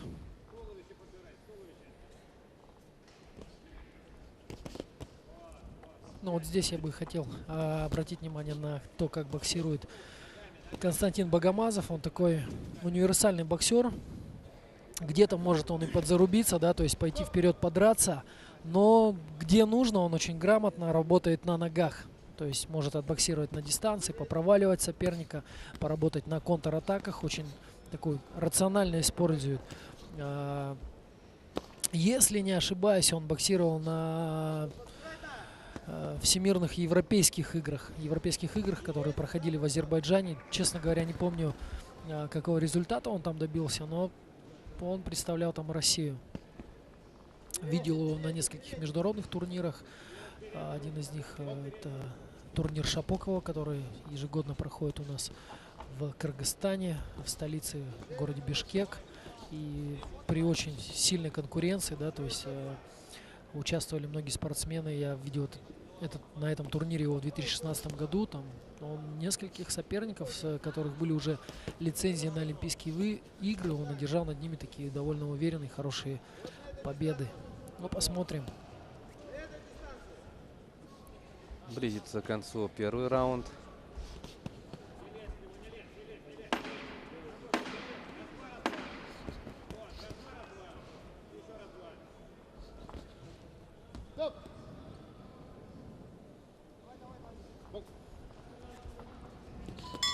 Все, конец первого раунда. Ринг А. В красном углу ринга готовится к продолжению боя У Давид нас есть Нерсисян. возможность. Нижегородская область, город Кстово. Давайте послушаем. Боксер 97-го года рождения. Боксом занимается 9 лет. Мастер спорта России. Представляет спортивное общество профсоюзы. На ринге провел 169 поединков, в 162 боях одержал победу. Ну да, Давиду Нерсисяну говорят, что все хорошо. Нужно продолжать работать в таком же стиле. Тренируется под руководством Игоря Андреева. Ну и посмотрим, что же у нас произойдет во втором раунде. Ну а пока мы видим яркие моменты. Вот здесь минувшего. хорошие такие попадания. Второй раунд. Но вот здесь он, Константин, уже начинает включать ноги. Мне кажется, ему и стоит продолжить боксировать в этой же манере, то есть не рубиться с Давидом, Ринг Б. а как раз таки выиграть его за счет своего техника тактического, да, мастерства. То есть постараться его перебоксировать. Боксер 94-го года рождения, боксом занимается 15 лет. Мастер спорта международного класса. Представляет Потому что чисто визуально пока вот Давид, он так выглядит более, что ли, мощнее, что ли. И, конечно, рубиться с ним, я думаю, что не стоит. А себе дороже, конечно. Он, видно, он его сталкивает. Поэтому я бы посоветовал Константину работать на ногах. Вот я слышу, ему подсказали, что прошла уже минута.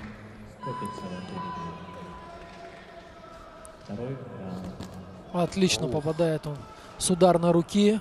Идет вперед. Еще один удар. И еще удар он попадает, да?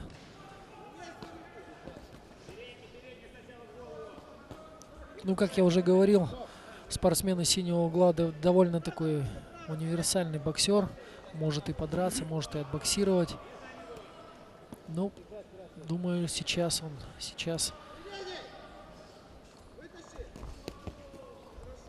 на эмоциях немного боксирует, да? С левой здорово попал.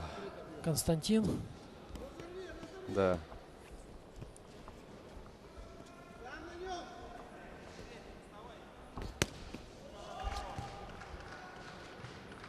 Но очень хорошо сейчас Константин уходит от сильных ударов Давида Нерсисяна.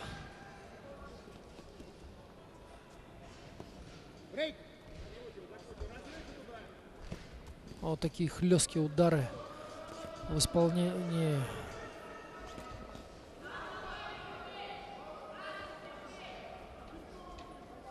такое ощущение создается, что Давид немного подсел, да и устал. Еще один пропущенный удар. Такое ощущение, да, что он так немного замедлился, что ли, и после каждого своего попадания он прижимается сам к сопернику. Чтобы восполнить силы, да? Да. Ну а в свою очередь мы видим, что Константин не делает, да, вот много лишних движений. Передняя рука, и четко пытается он встретить или ответить самому сопернику. Раунд закончен. Ринг А. В синем углу ринга готовится к продолжению боя Константин Богомазов. Пермский край, город Пермь.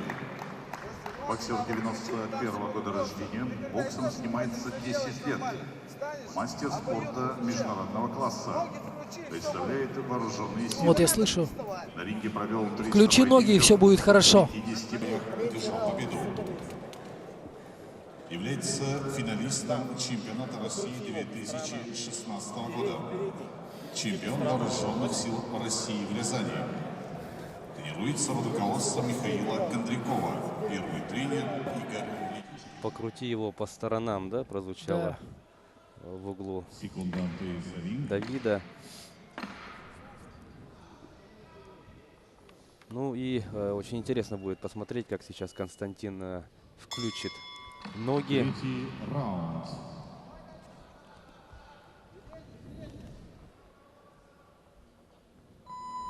Что ж,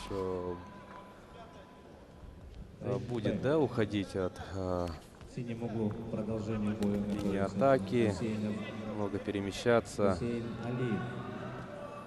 Республика Дагестан. Я думаю, что Константину сейчас не нужно обострять бой, как бы все, в принципе, все по плану, да, у него. То есть Давид сам идет на него.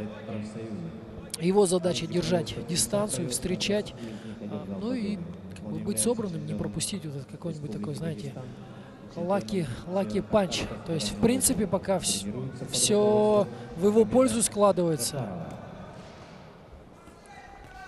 Вот хорошие удары по корпусу проходят. Я думаю, не стоит сильно обострять, не стоит самому лететь в эту рубку.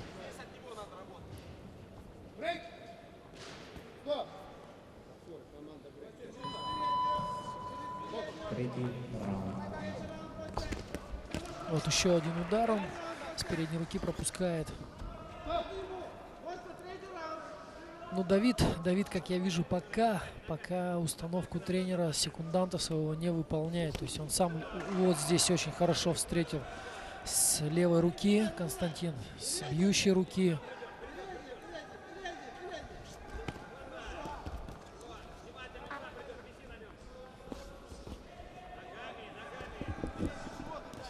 И еще один удар встречный.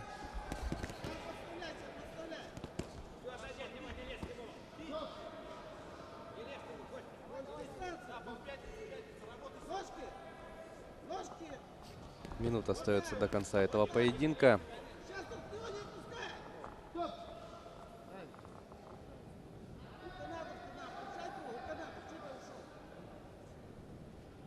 Шнурок развязался у Давида Нерсисяна. Видно, как тяжело он дышит.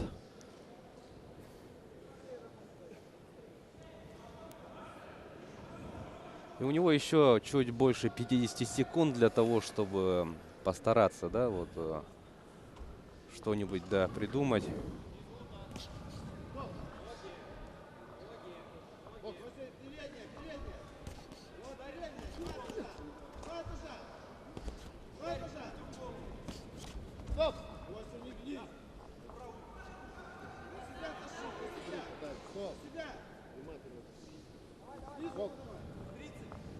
Ну что ж, время близится.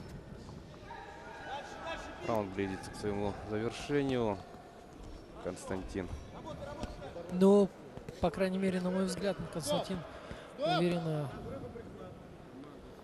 ведет бой к логическому его там завершению, к своей победе. Вот хороший удар еще с передней руки он на оттяжке подловил. Ну вот концовку, конечно, Давид пытается вырвать, да, то есть пойти вперед, подломить соперника. Но сейчас мы ждем только судейское решение.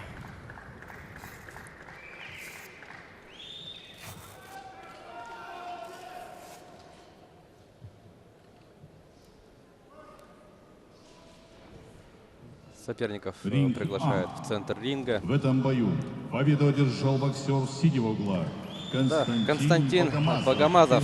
Пермский край. Одерживает победу в этом поединке. Уважаемые любители Представителя бокса, на Пермского наших края соревнованиях присутствует идет трехкратный дальше по турнирной сетке. чемпион Принимает поздравления.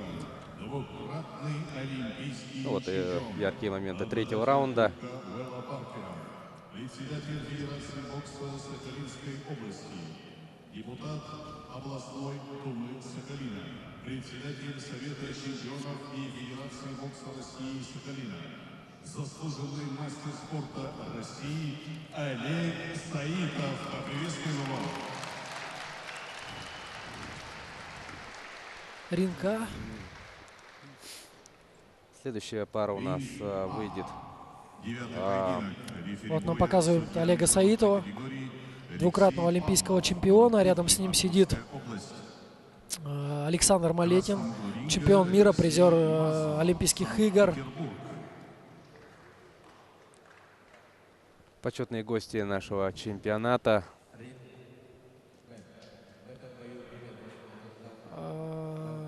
Мазур Алексей, представитель Санкт-Петербурга, неоднократный призер чемпионатов России. И против него Дмитрий Стоян, в синем углу представитель Сахалинской области.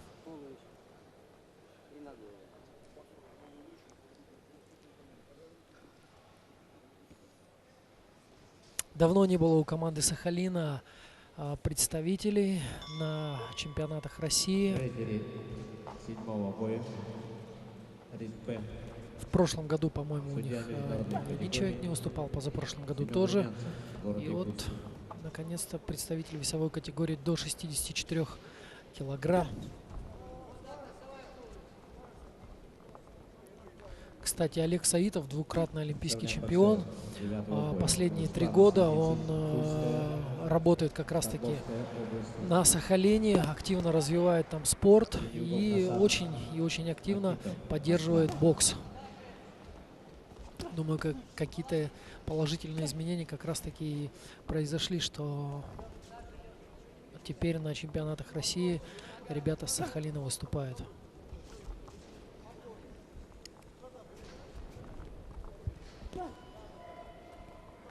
Дмитрий Стоян, представитель вот как раз-таки, да, Сахалинской области,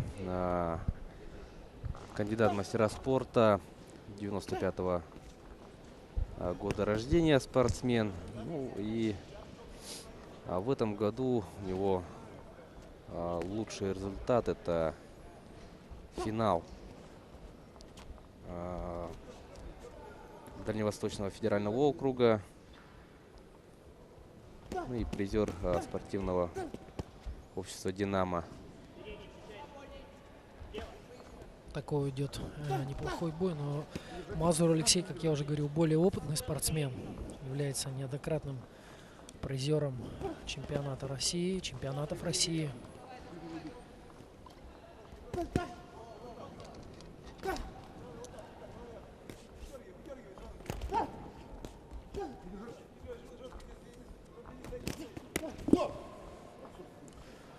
Удар открытой перчаткой.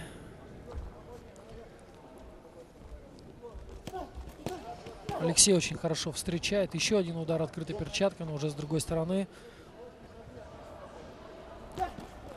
Удар по корпусу. 40 секунд остается боксировать в первом раунде этого поединка.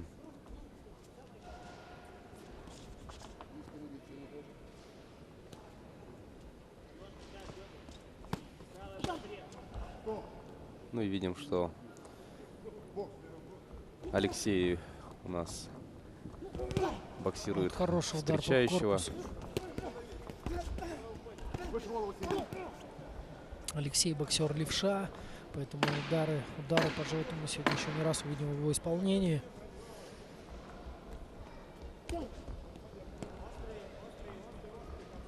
Вот хороший удар сбоку завершает этот раунд. Готовится к продолжению боя Алексей Мазур, Санкт-Петербург. Боксер 91-го года. Секундирует Юрий Майоров. Это тренер, который раньше работал в городе Нерюнгри. То есть, можно сказать, тренер из Якутии. Вооруженные силы. Счет боям не ведет. Является двукратным призером чемпионата России. Чемпион международного турнира класса А памяти Маханова. Чемпион международного турнира Кубок губернатора Санкт-Петербурга. Тренируется под руководством Лобыстина, Андреева и Соколова. Первый тренер Соколов. Алексею Мазуру подсказывают, да, работать спокойно, уверенно, но быстро.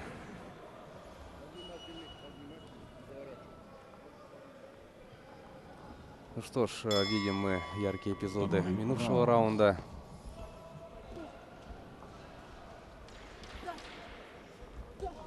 И приступаем к просмотру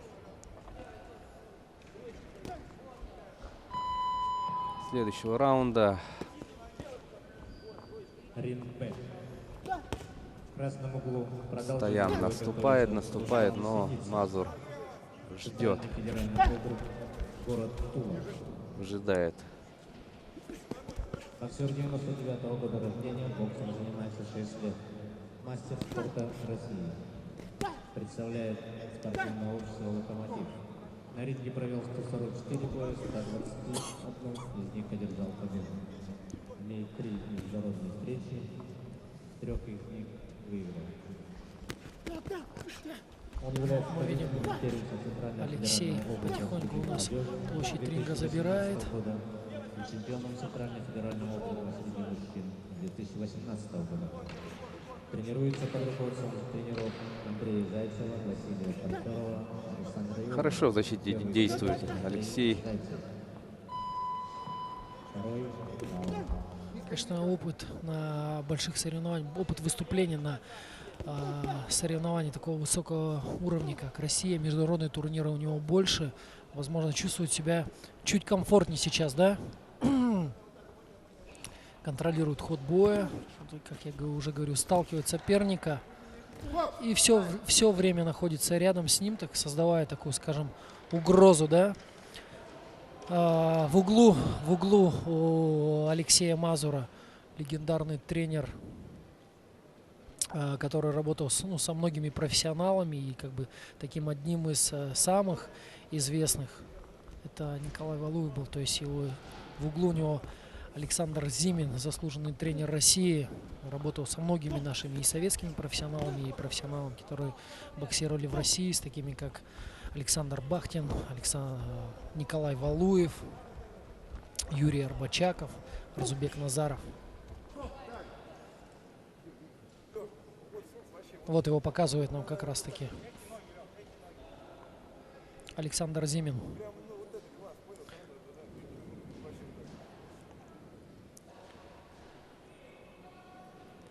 Подбадривает, да? Я думаю, даже не столько сейчас они подбадривают, как смотрят на...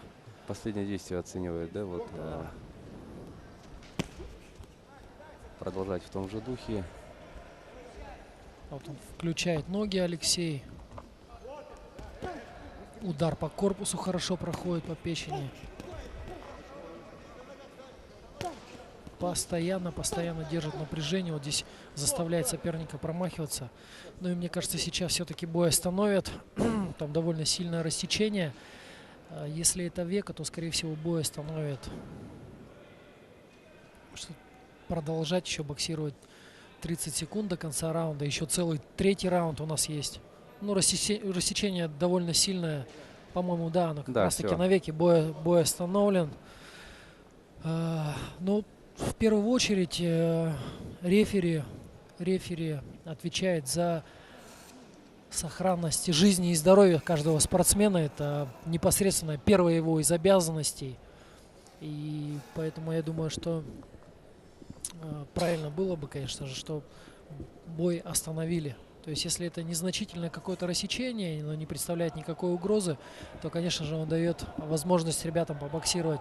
Ринг А. В этом бою, ввиду невозможности продолжения боя боксерам синего угла, победа И присуждается поднимают боксеру красного угла руку Алексею Мазуру, Санкт-Петербург. представитель Хороший бой. Санкт-Петербурга. Хороший бой. Я думаю, что для Дмитрия это хороший опыт. Но Алексей в первом бою продышался, я думаю. Ну и на следующий бой как раз он таки подойдет в хорошей форме. Нам еще несколько моментов хороших покажут.